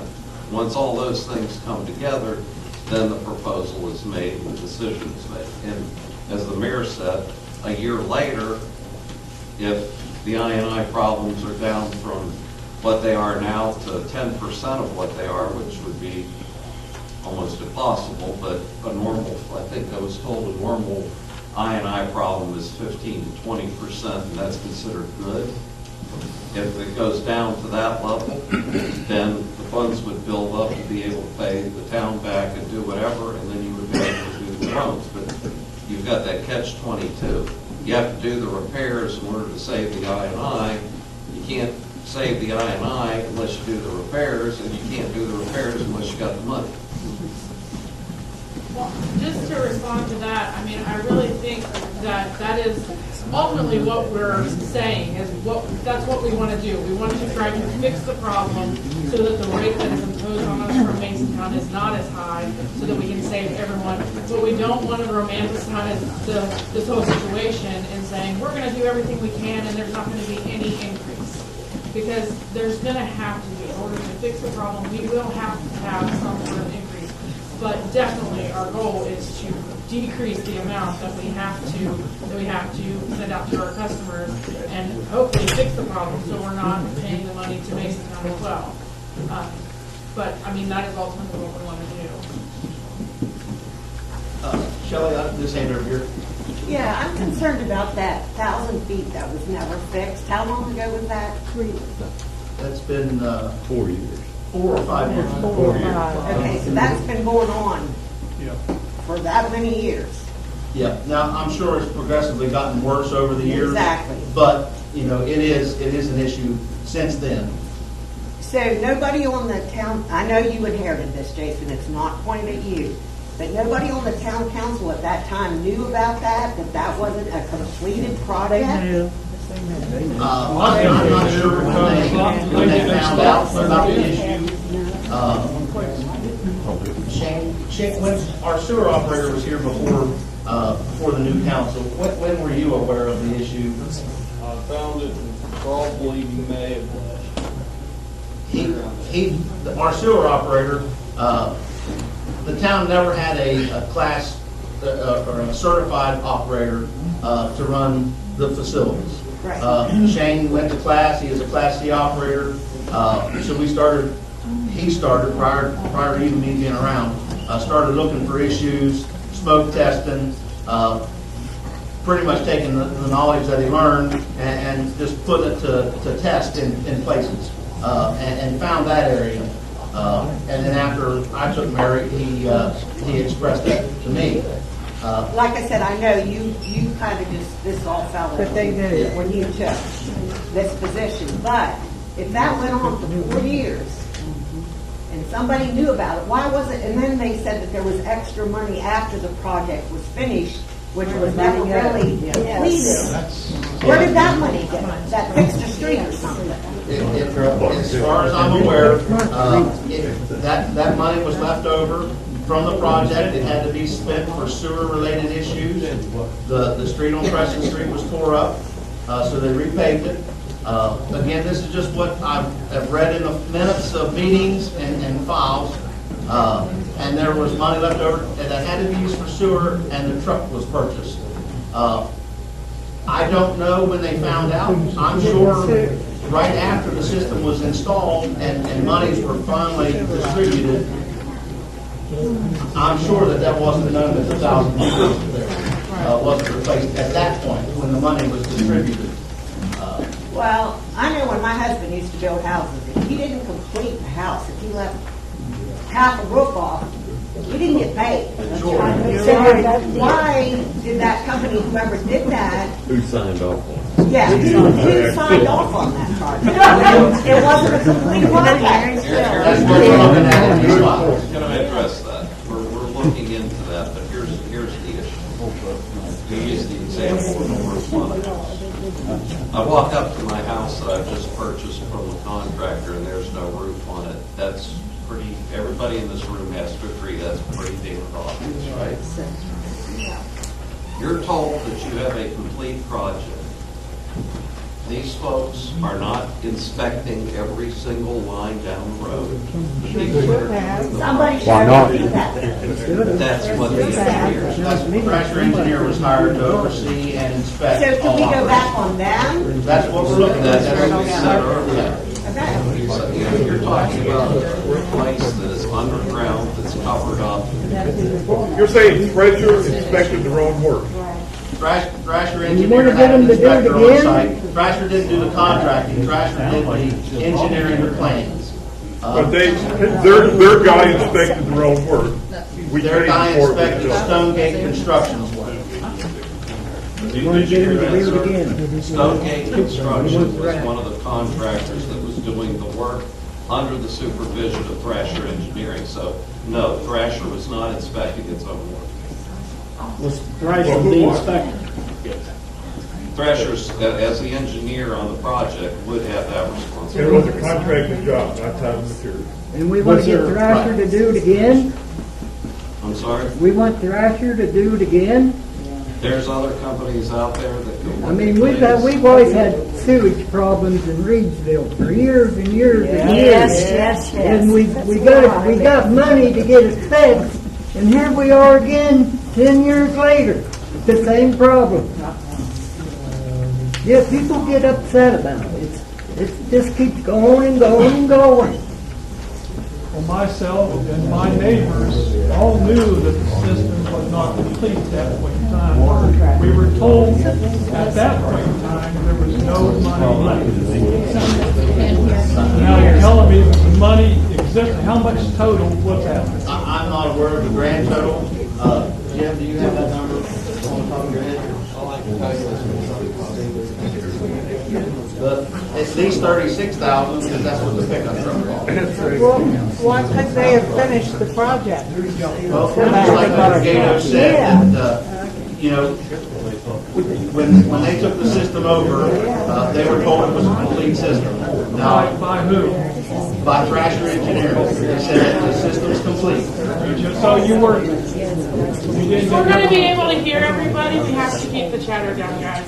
didn't have, talk to Arthurdale Storage at the time? Because at that time, you were still under Arthurdale Storage until you guys took it over, so. Yeah, I can't really answer that question. I know what I've read in the town minutes as I've been doing research. I've gone through that box that Mr. Gatos is going to look at, and I see change orders, and I've even worked with some of that kind of stuff before, and we're talking a mass quantity of documents. And I wasn't there when that system was turned over. I know it was to be a complete system turned over, all lines changed, along with laterals from the home. So Reedsville was taking over a brand new system, essence, a brand new system. One of the things that you need to realize too, and maybe this should be explained, everything's flowing the way it's supposed to flow. This flow meter issue about the huge amounts of I&I is kind of it's not a brand new issue, but locating it to that Q Road area was. Now, who inspected it, who approved it, that's what we're trying to get to the bottom of and why it wasn't fixed. But just ask yourself the question, if there's money left over from loans that were obtained to buy a truck and fix paving on a road that was torn up during the construction, that your town council would not have known about that Q Road issue and let that go in order to buy a truck. Yeah, I understand that, I just wish that they would have asked. Well, I mean, seriously. Arthurdale Storage did know. And why didn't Arthurdale Sewage come and tell somebody?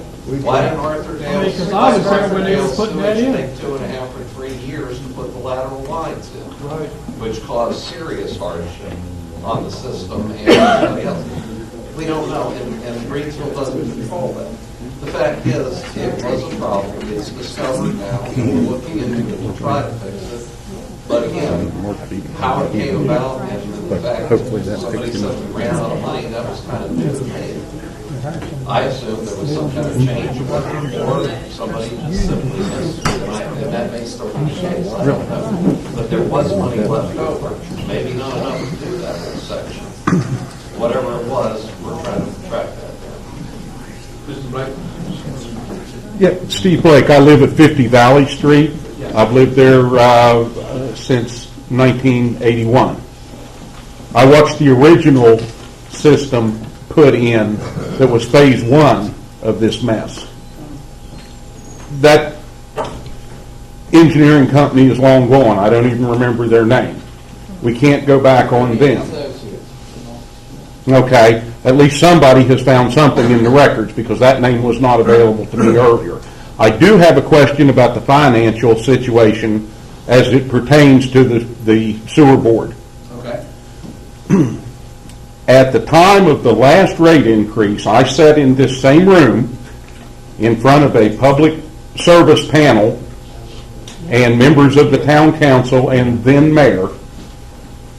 And at that time, under oath, it was disclosed that the town had made what state auditors considered to be an illegitimate, I don't want to say illegal, but at least a gray area, a very gray area, loan to the sewer board to pay for labor that the sewer board did not have resources to pay for at that time. That loan had no paperwork, but at that time, the citizens in that room were told that the loan was being repaid from the sewer board and that money would flow back into the town coffers.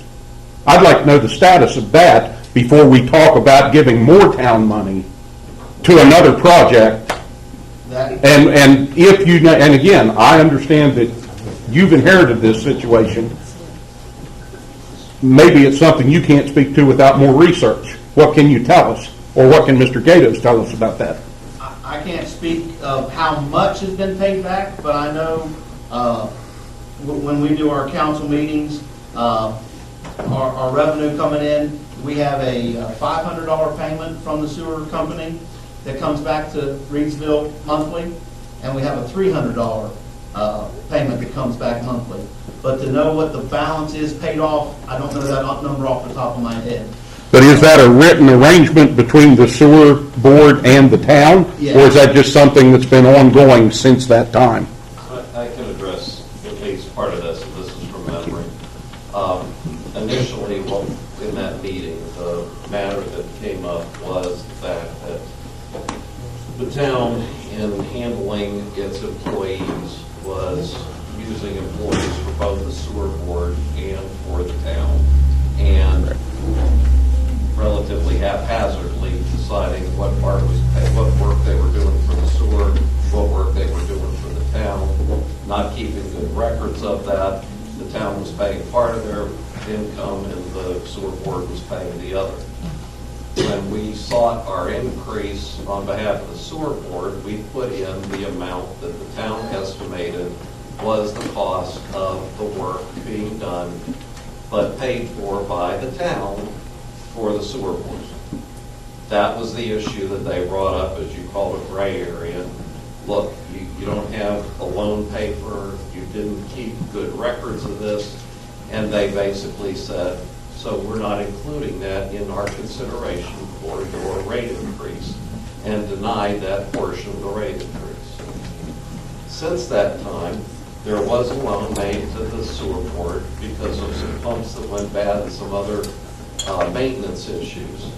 Those were done by contract. Those are what they're referring to that are being paid back. But the prior one, what was going on there was accounting work that wasn't up to snuff, essentially, for what the PSC wanted or needed to be able to prove this was an actual expense for the sewer board that warranted a rate increase. So in effect, you're saying that that money is not even partially repaid, nor probably will be. That is not what I'm saying. I have That's not no what you're saying. idea. I don't handle the town finances. Okay. I'm saying that There's no agreement to pay it. I said there was no paperwork, and that the PSC did not approve that portion of the rate increase. There's no current paperwork. And he built The PSC in that case actually delegated $300 a month to be paid back to the town, and that's the $300 check that he was referring to. That's the $300 That's the a month that's being paid. $500 is a newer loan that they actually did paperwork, I believe, on when they needed to do some pump repair. So that one's been fully documented. The $300 was to be paid back until that loan was paid in full. Obviously, I don't remember the amount off the top of my head, but it was a substantial amount. $300 a month is not going to get it paid off anytime soon. But that is built into the rates and will continue to stay in those rates until it's paid in full. Thank you. Thanks, Steve. As those workers for the town, I've been volunteer helping them. When those guys go out and work on a manhole or something, they got to clock in and clock out from sewer to town work and stuff. It's not the issue of whether the guys are good guys or deserve to be paid. It's where that paperwork trail is coming from that previous problem with the accounting, the issue that you have. The accounting is better now. Yes, I mean, they are keeping track of all, I mean, Shane, you can speak on it, what exactly you document and how you document everything, so that's actually being taken care of. I appreciate the current council's transparency in having this meeting for the citizens of Reedsville and Arthurdale and inviting input. And my suggestion simply was going to be, let's not go down that rabbit hole ever again, because it just breeds a lot of contempt and confusion among the public. Certainly, we don't want any loan that the town is considering. That decision isn't taken lightly, and it will be well documented.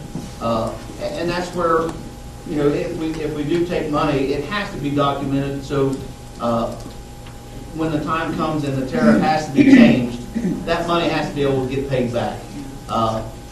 Because the town can't stop running to fix the sewer problems. We have streets that need repair. We have maintenance on things. So we have those issues that we can't just give the money away and expect the town to stay running. So we certainly want the paperwork in place for any loans, and then when it comes time when we sit down with the Public Service Commission to discuss tariff increases or rate increases for the citizens, that those numbers are taken in consideration so they can be paid back to the town. Thank you. I would just like clarification from Mr. Gatos. So is there a current loan now that you just said earlier that they're two separate entities and you cannot borrow from one and give to the other? But now we're hearing that there's a payment of $300 and a payment of $500. No, what I said was there's certain limitations to what the town can loan and what the sewer board can pay back. You mentioned the figure of $100,000 and some in an account, and the mayor was talking about a $70,000 or $80,000 project. Correct. I'd have to look into whether or not the town can loan $80,000 at some percentage of interest and what the required interest would be and whether the sewer board would be able to pay that back. Make my recommendation to the town as to whether or not that was a kind of good loan or a bad loan to consider. Okay, so I misunderstood you, or I didn't hear you correctly, but I was certain that you said they were two separate entities and one couldn't borrow from the other, but okay. No, there's two separate entities. The town's money is the town's money, the sewer board's the sewer board. You can't just go passing it over. If you do documentation, there are loans that are permitted, but there are certain limitations on that under the law and certain interest rates and everything else that goes along with it. Plus, the town can't go giving a loan to a company, i.e. the sewer board, if it can't pay it back. Correct. So if there is a previous contract, is it written or is it just, there's just a verbal?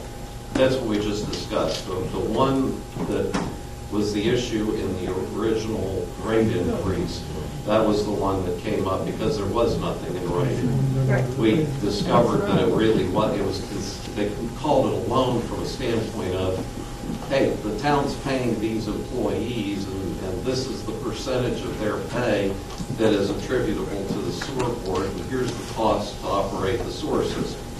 They said, where's the documentation? Right. Fine. So on behalf of the people. They did agree that amount to a certain extent was approved, and that apparently like $300 a month is being paid.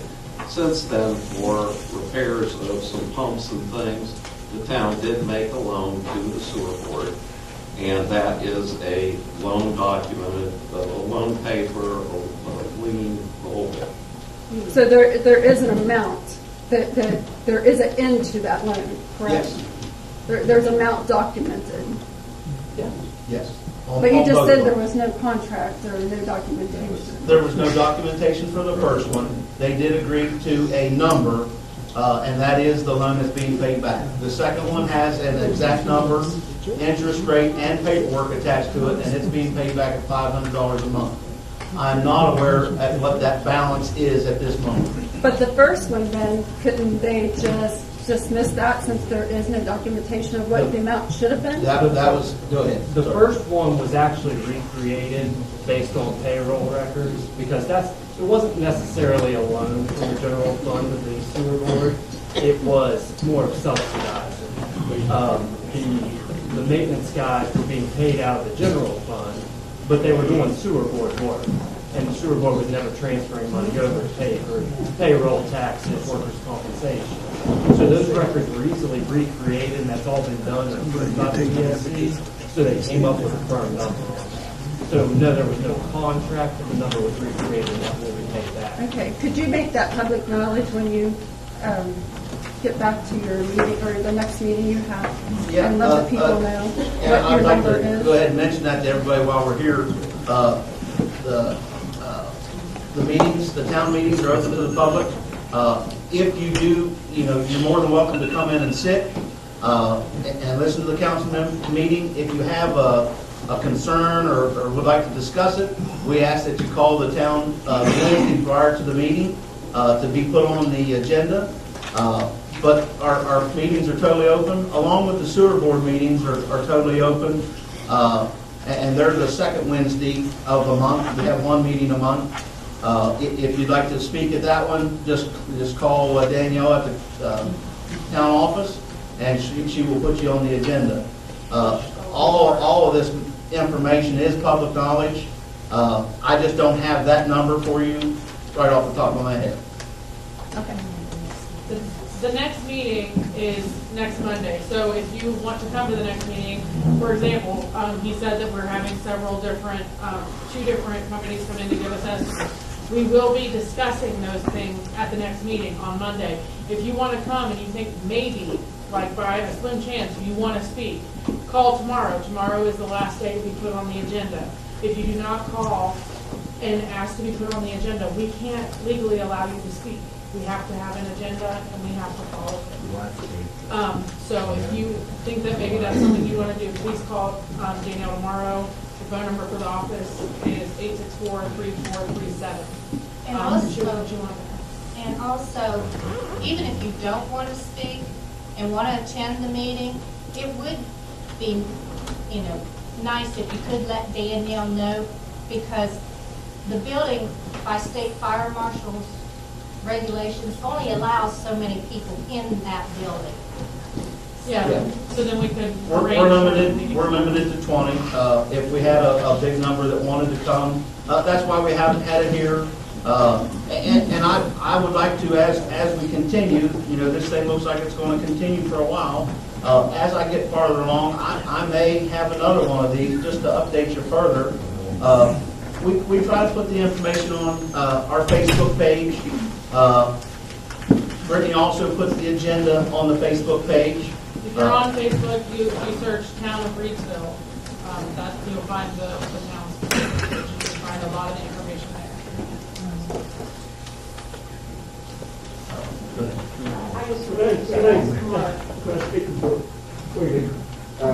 Charles Workman, I live next door to Donnie, and he's told you about how they came up right up to my house and quit running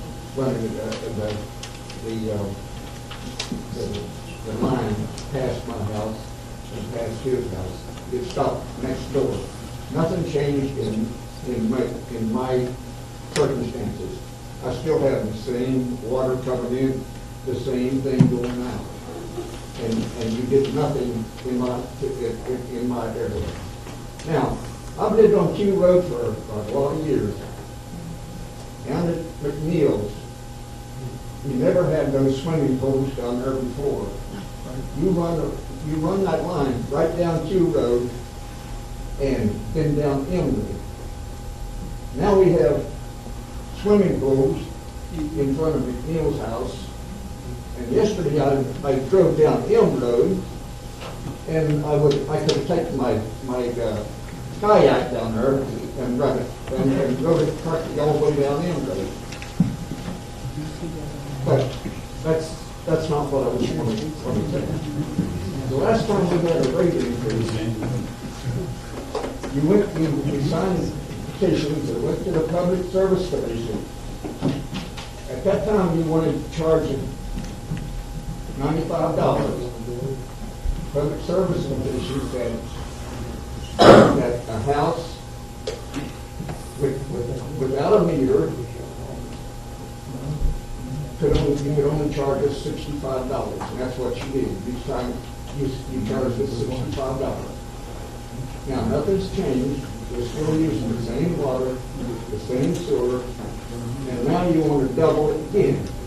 I used to pay $30 for 3 months. Now I'm going to have to pay, according to this, $129. Now that is unbearable for this people. In my position, I had 2 people in my household. Both of us are over 80 years old. We have one bathroom. We use it. My wife can't even use it because she can't get upstairs. It's upstairs. Now, this is ridiculous for a person on a fixed income. For you people to expect us to pay $129 a month. That's all I got to say, buddy. And you guys better get on the ball and get something done.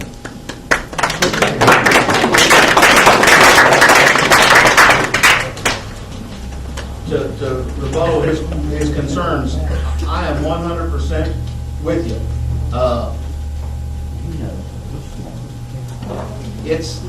We're down to a couple scenarios. And again, I'm just going back through records that I've read. Reedsville was mandated to take on Arthurdale.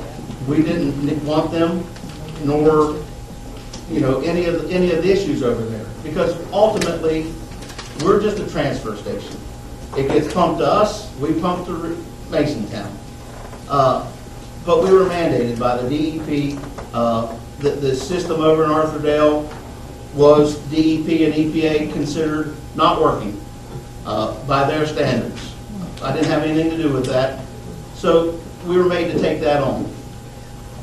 It eased, according to all the stuff I've read, it eased the members' minds that it was going to be a complete system. No headaches with a brand new system. There shouldn't be. A couple hiccups here and there, I'm sure. And it is unfair. I believe it is unfair that there has to be that kind of an increase. And we're working our darndest. I certainly put more hours into this than I ever get paid for it. Trying to research, trying to figure out how to handle it. Phone calls, site visits, smoke testing, all that stuff that's involved. There's not many people that want to get down in a manhole full of somebody's sewage. It's just not one of those fun things to do. And we are working diligently to find the issues. Mr. Workman, I agree with you. It is, for a family like that with unmetered rates, that is a ridiculous amount. And we are certainly hoping that it is not that amount. Unfortunately, we are looking at some sort of an increase. And that's why we're having this meeting, just to bring everything that I know or that I can find out for you to the table. Because I as well as you, I was in this meeting when the last tariff was going on. And I didn't feel it was fair then. Now that I'm in the position that I am, we have a scenario where we either raise tariffs or Masontown goes under, Reedsville goes under, and the state comes in and charges whatever they want. We're certainly trying our best to avoid that kind of circumstance. And I feel your frustration, and I apologize on behalf of the sewer board and the council. We're going to try to do the best thing that we can for everybody. I mean, you said then do it, and I understand that's, we're saying, okay, let the state come in and handle it. But that also means that the police officer that we just hired to maintain, law in our town, that means that we fire him. That means that we fire our clerk. That means that we fire our guys. That means you don't have somebody that's keeping the sidewalks clean. You don't have somebody that's mowing the grass, that's keeping up with the cemetery. You don't. But I'm just saying, he's saying to let the state come in and take over everything. We have to keep our town running. And to take it, we're talking about, there's $186,000 in the town's budget. Yes, there are 130. That money is there, but it is, we have to be able to maintain the things with the town. We have to pay the employees. We have to pay the new officer. Everybody wants people to stop speeding on the road. We all want that. Anybody who has kids or grandkids, we want people to slow down. That's not going to happen without an officer. We are trying, and none of us want any rates to go up. And as far as, the ponds that lay in Arthurdale, we can't change that. Standing water's not That's what I'm saying. If it's standing water, we've done our job. You have me down as unmetered. And I'm lumped down with all these other unmetered people that's got 8 kids and 4 bathrooms. And we're still charged the same amount. I suggest you look at the size of the family and the size of the house, But that's, you have to take up with Arthurdale's water company and tell them you want meters. We only meter off of the water. Doesn't matter, but they say, well, we don't have the money for that. And now he was suggested that we would be able to help save for a meter. We got dozens and dozens of people in Arthurdale that pay nothing. Nothing. We'll be charging $129 to cover all of those people. And it's not fair, and it's not right. There's something needs to be done about that. Jason, I just wondered, the flow meters, there's a flow meter between Arthurdale and Reedsville. Yes. Is there a flow meter between Reedsville and Masontown? Yes. How long have those meters been in since? When was that one installed? That was In 01. When the other station, when we got the lift station put in,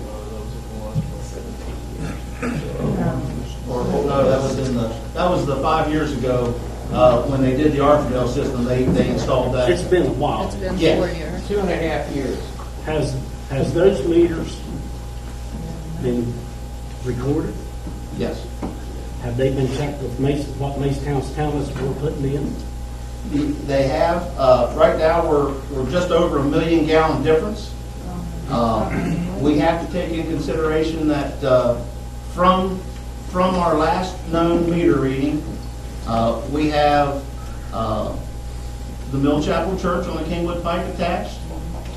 There's a home, a trailer. Now the State Farm over there has attached. And those are added calculations to that flow meter before it hits their plant. But at the last calculation, we were just over 1 million gallon difference in flow meter. So they are within reason. In that considerable amount, we're They're close. saying. And that's with 2 different people, 2 different companies calibrating the units. That's where we talked about having one independent company doing all the meters, that at least that are based on billing. We ultimately have 3 meters, one in Arthurdale, one at our lift station there at Superior Fibers. We also bill Superior Fibers off of a flow meter installed at their location. How many customers are in Arthurdale? I believe it's 47? 47 customers? How many's on that 1,000-foot line? 7.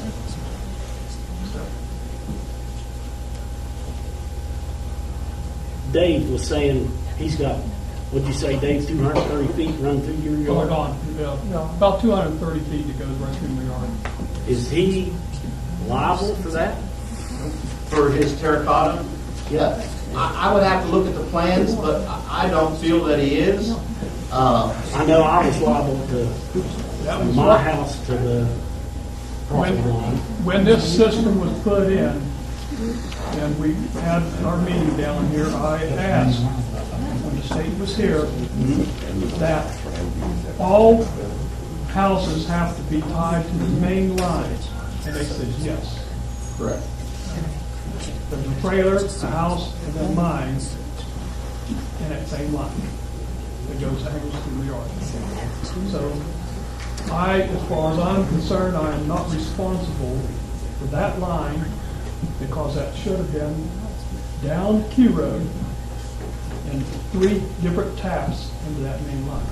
Yeah, we certainly, I can't go back to the 30s when that was installed.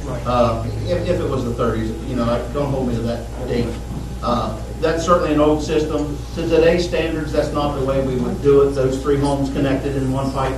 However, we could do a 6-inch extension up in those 3 in, but ultimately, we would like to see a clean out at the foot of the hill, and all 3 of those homes having their own lateral and own clean outs attaching to that sewer line. And that's what we're going to look for when we replace that section. Also, question, when you found that there was existing money left over, when was the truck purchased? What year or when? And what was the money used? I'll have to research that for you and get you exact numbers. Was it last year? Or? Oh, no. The truck's been around for several years.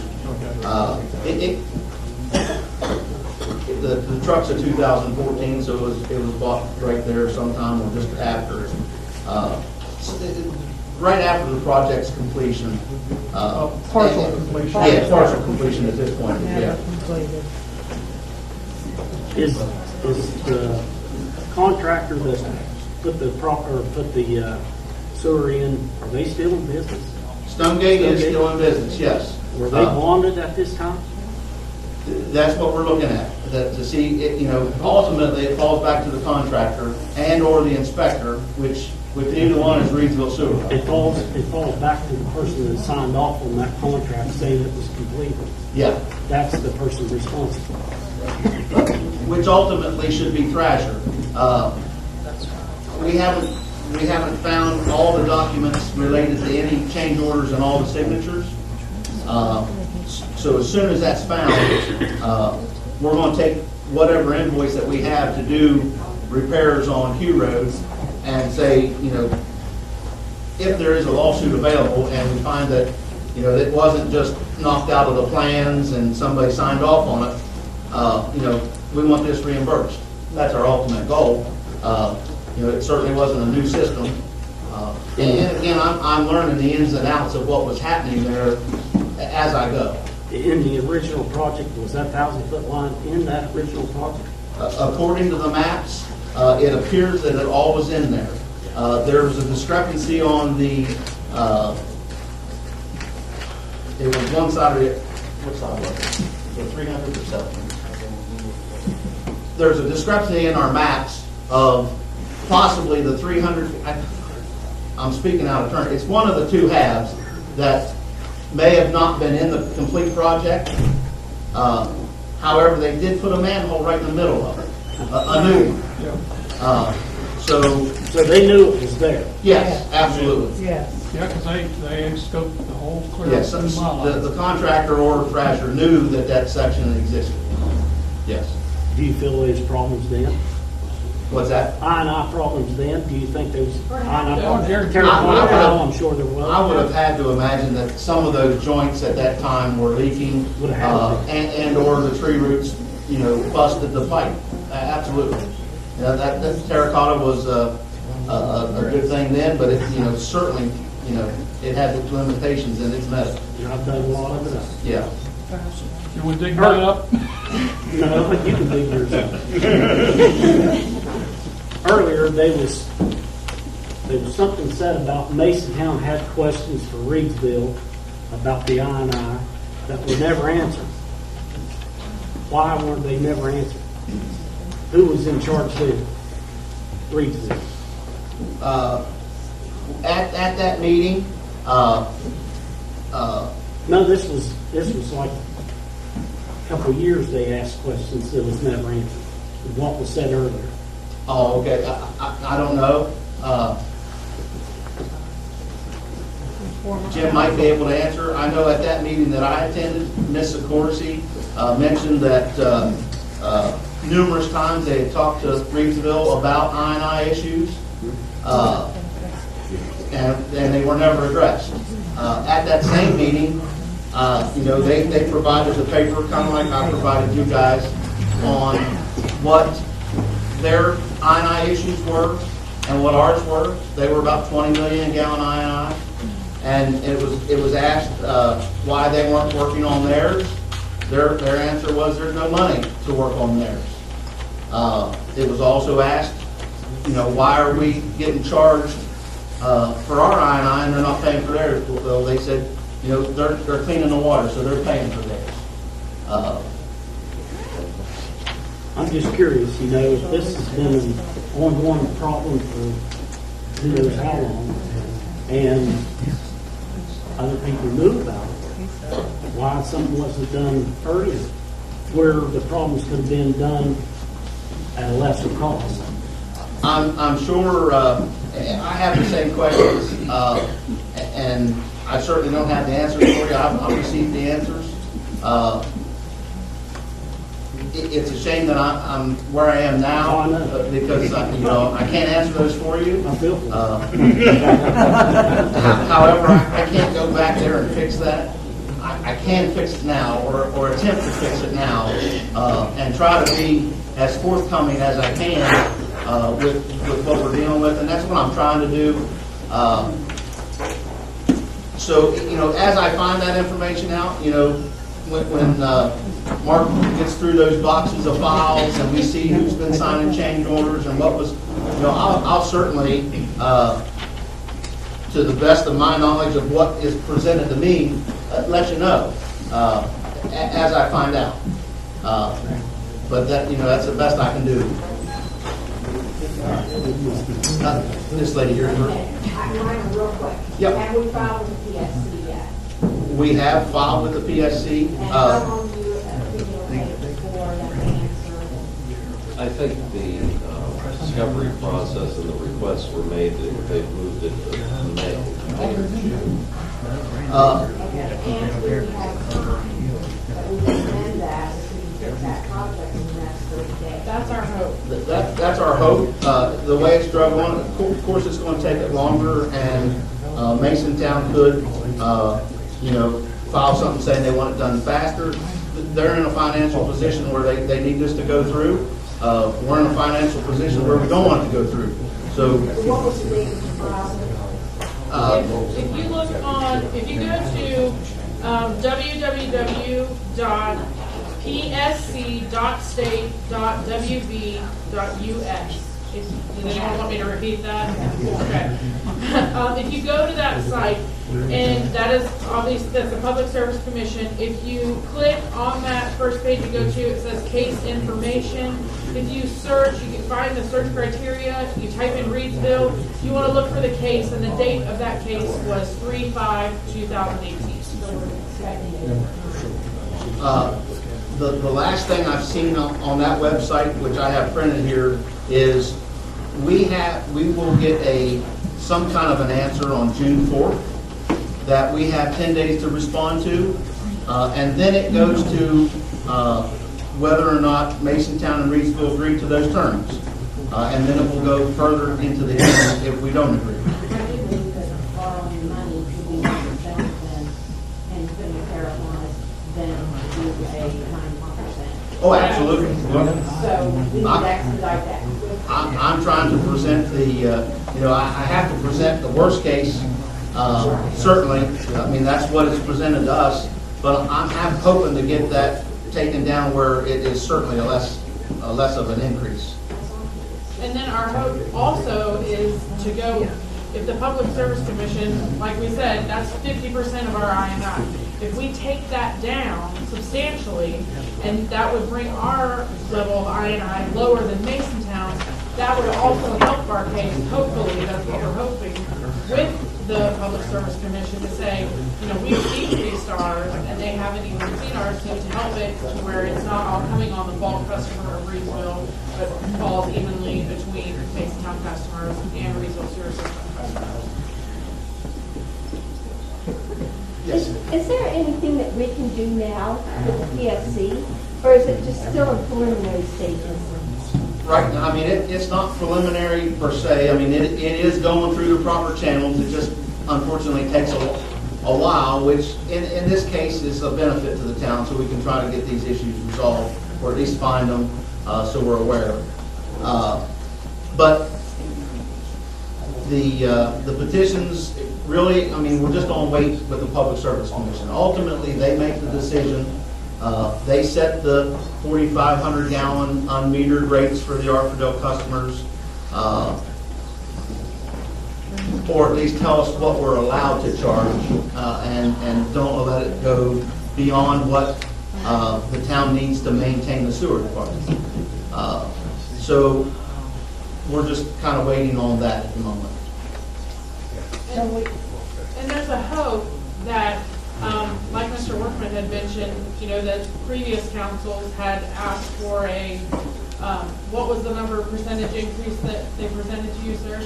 Was it? Last time they asked for $95. They only allowed it to be 65. So that's also our hope with the Public Service Commission. I know you still were not happy with that outcome, and no one was. Yeah, I know. But also our hope is that the Public Service, there have been other cases where they have said it's too much of a hardship on the people to do that. So we're hoping that they will also take that into consideration and not allow this 91%. Is there a appeal process that we can go through? I'm sorry? Appeal process for the PSC before they make the final? Well, there is that process yet. That's where Mr. Gatos can address that. But there is that process. Once they present that on or about June 4th, that's where we can say, we want to have the court hearing and be able to address that with the public service publicly. So we are going to hope that Masontown also increases their customers' rate. Hopefully. Well, we're hoping at least the burden of the whole thing is spread about.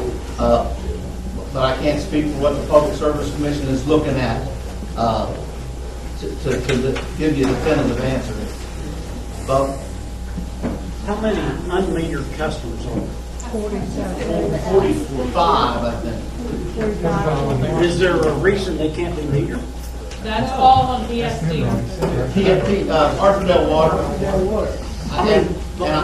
I don't know, they have the same issues. They have a funding issue. Sure. And that would be something to bring up to their meeting.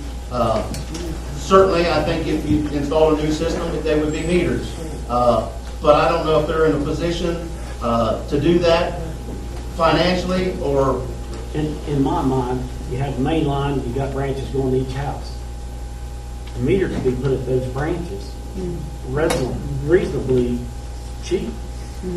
No, they're not inexpensive. Why not? And installing them is not cheap. And Arthurdale said they don't have the money. It's cheaper than doubling our sewer rate. Well, again, Reedsville can't. I know what you're saying, but I'm looking for every possibility. You'd still be looking at the 3,000 gallon a month. No, some of the costs, you still have the inflow to it. I know. They'd still have the 3,000, what all the other residents pay. The minimum is 3,000, so what they used would be based off of 3,000. So it still wouldn't help Mr. Workman tremendously, but it would help him some, you know, versus the 65 to 100 and, I don't have it right here in front of me. Yeah. So, I mean, those are certainly something that, you know, Arthurdale residents can take to the Arthurdale Water Board. I know that, you know, As far as that goes, the meter could be put in the house. Be no digging.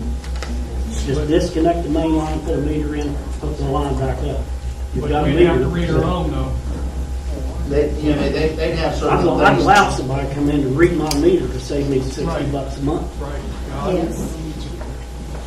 Yes. I just got, this might be a crazy question, but I was always told that the water and the sewer kind of go together.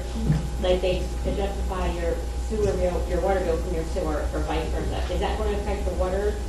Is this going to affect the water also? Right now, as far as I know, there's nothing in the works for a PSD 1 increase. There was at one time they were working on an increase because of redoing the dam, but I'm not apprised of that information, or at least I don't know it off the top of my head. But this will not affect the PSD 1 water bills. We do take those readings. PSD 1 reads your meter monthly and gives you your water bill. We take those readings and input them into our sewer program, and that's how we bill you on your sewer. What water you use is the water that we charge on sewer. Thank you. John? Isn't it, I mean, the bottom line, isn't it from a miscalculation as far as the size of the system they put in Masontown, that they had to build a bigger plant? I mean, ultimately, that's what happened. They had to build a bigger plant, correct? Because I've heard that scenario, that the system over there, when installed originally, was a pond system, which is kind of an outdated system and sized improper. And then you have the I&I situation between Arthurdale system, the Reedsville system, and Masontown's own system. But how can they expect Reedsville and Arthurdale to comply with the I&I if they're not going to comply themselves?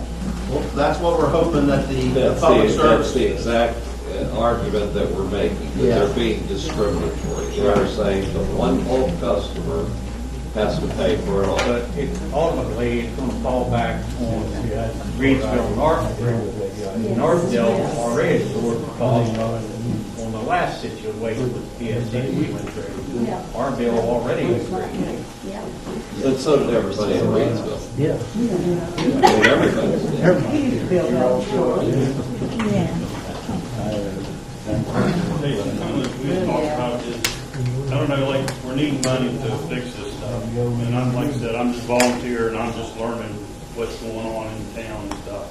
But I don't know if some would consider, does everybody give like a $50 or $100 one-time donation a year for maintenance?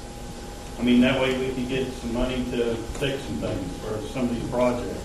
And if we can get some of these projects done before we go to public service, we get our I&I down, it's going to drop the rate, what they're going to see.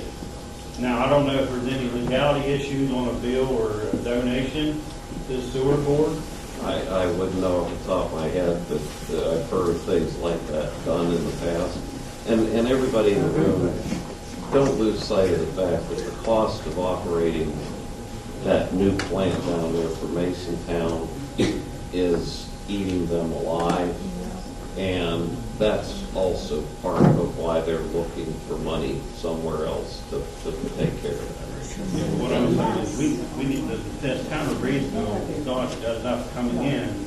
Because I mean, I don't know, Jason, you have the numbers that Danielle had. She printed them off with your pumps and what you spent in the last month or a couple months. Well, just in, we've done 3 different pumps. Thank goodness they take payments. The one pump was $3,000. We had an impeller replaced on one that was $1,800. The second one is out in the well right now. We don't have the funds to fix it yet. So, you know, And then I mentioned that we had some flow meters installed to try to find these areas of problems, of which they worked, and we found them. But just the 2 meters that we installed was $2,375. The phone call that I mentioned through the EDA and Thrasher Engineering on the phone, talking about trying to find the money. And 1 site visit out to Q Road with Thrasher Engineering, $1,768. So the stuff isn't cheap, and I don't want to waste any money, so I'm trying to use it as efficient as I can. But that stuff just costs, and it's outrageous. And there are other engineering companies. Thrasher's not the only one, but there are only about 3. And we've got the most reasonable. Now, the system over in Arthurdale has proven not to have been done properly, so that leads me to believe that, Thrasher Engineering is going to have to take some of that blame, that hit, because, it wasn't done proper. Mr. Workman mentioned the ponds in the yards. Arthurdale is a complete tile drain system. A lot of those lines were pipe bursted, so some of those lines could have been affected that drain all of Arthurdale down to the creek. That system is ancient, though. It's really old, so, it does have a lifespan. We're probably at the threshold, but, ultimately, those issues weren't there. Not all those issues were there when the system went in, but they're there now. So we've looked into different engineering firms. That's a pretty good process to get that changed, because they consider some of this work still in process, and you're not necessarily supposed to change engineering firms during that. And these are all Public Service Commission and state rules that are beyond me, that don't make a lot of sense. When I first got that $186,000 bid, about fell over. I'm a contractor and I'm not charging enough. It's just, that was absurd. So we are trying to use the funds the best way we know how. We have to find the issues. We're henpecking on where we install these meters to find the best answers. Along with our smoke testing, that machine, Rural Water Association has loaned us that machine. Thank goodness that we still have it, and we're using it as best we can. You don't see it out there every day because, at high water, it's not a good time to smoke test. When it's super wet, just groundwater, period, it's not a good time to smoke test. You can only smoke test smaller areas in that manner. The day they did Preston Street or Park and Valley Street, we had some good weather and we were able to get a lot of it done with 1 or 2 settings of the machine, and we had the volunteers to go around looking at the different homes. So when it comes to that, the volunteering is great. We certainly kicked around the idea of asking everybody, if they were potential to be able to make a donation. Again, I don't know the legalities of all that, but we're playing every part that we know. Certainly, we have a couple businesses that are on that system. Five Air's one of them. We don't want to lose employment in Reedsville. That's a potential, if something like this were to happen. They're a business, they run like a business. They have to have profits. So if it's ate up in sewer, they may decide to move elsewhere. I'll plead with them that we can work something out and we can get some things fixed. Because I don't want to lose home values. I don't want to lose potential businesses and new residents. And I certainly don't want to lose businesses that employ a lot of our residents. So I am using everything that I have at my disposal, and areas beyond to get all the information I can to make the best decisions for the sewer. The council certainly takes all that into consideration. And when we mention coming to the meetings, certainly that decision of what we fix is on the sewer department's meeting. That would be the second Wednesday of the month. I, being the chairman of the sewer department, at every council member meeting, I try to keep the entire council apprised of what's going on, what we found for interest rates. Shane will be having a meeting tomorrow with one of those pipe bursting companies, one this weekend. So I try to keep everybody involved, apprised of all the information that I have, so that we can just come together and come to the best fix for the situation. And at the moment, that's the best I can do. I understand there's a lot of frustrations of, what happened 4, 5, 6 years ago. I have a lot of that frustration, but as I said, until I find it, there's nothing really I can do about it other than take the information I have at hand right now and run with it to the best for Reedsville and Arthurdale that's on the sewer department. So certainly don't think I'm not taking it lightly. I mean, I'm using every possible avenue. I certainly want to keep you apprised of all the information that I have. Like I said, we'll probably do this again before the Public Service Commission meeting, just so that you are aware. Certainly take the information that PSC, the website, psc.state.wb.us. Scroll down, find Reedsville, and it will give you every piece of document that you either can print off or read of where we are in the standings. Some don't have Facebook. At least this is going to stop rumors and at least get you up to speed on what I know and this whole panel here knows. And when we find out more, I will certainly relay that to you. We're all shooting, I'd like to say we're all shooting for the same goal.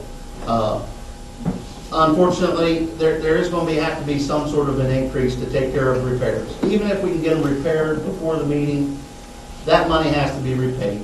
Hopefully it's minuscule, and once it's repaid, we can revisit that and bring those bills down. Because I'm a firm believer that I've never liked it since, when prices go up for no reason, they ought to come back down for whatever reason they went up. This one is certainly avoidable. If we have I&I now, and the rate goes up, and we take care of the I&I later, the rate ought to come down. That's what I'm shooting for. John? In this public forum, I'd just like to personally take this opportunity to let the public know that I appreciate the mayor and Shane and his work crew and the sewer board for fixing my ongoing problems that I was having at the end of End Road. And I deeply appreciate it.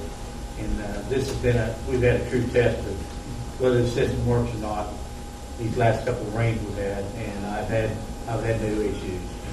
And I just personally want to thank you. Thank you for that. I apologize that it continued that long without being addressed, but hopefully it will be good for everything future. Yes. Yes. When they built the new sewer plant down there, did the Public Service Commission more or less force Reedsville and Arthurdale and Masontown to all go together? From what I understand and what I've read, and I'm not 100% versed in all the contracts, Masontown had a plant figured out farther towards Greer Industries originally. And Reedsville had one that went designed and kind of in plans to go the other direction. It was supposed to go in down here in this field at the university. And that got moved to one central location, one plant, and Reedsville and Masontown go to it. And that was imposed by a higher authority. I think Mark's already addressed it. How can they not, the Public Service Commission, how can they not look as Masontown, Reedsville, and Arthurdale as one unit and everybody share the cost equally? We've looked at that as well to, Masontown's fighting for the same money out there that's available, when and if it's available, to fix their problems. We're fighting for that same money. If you had one corporate, whether you call it a PSD 5,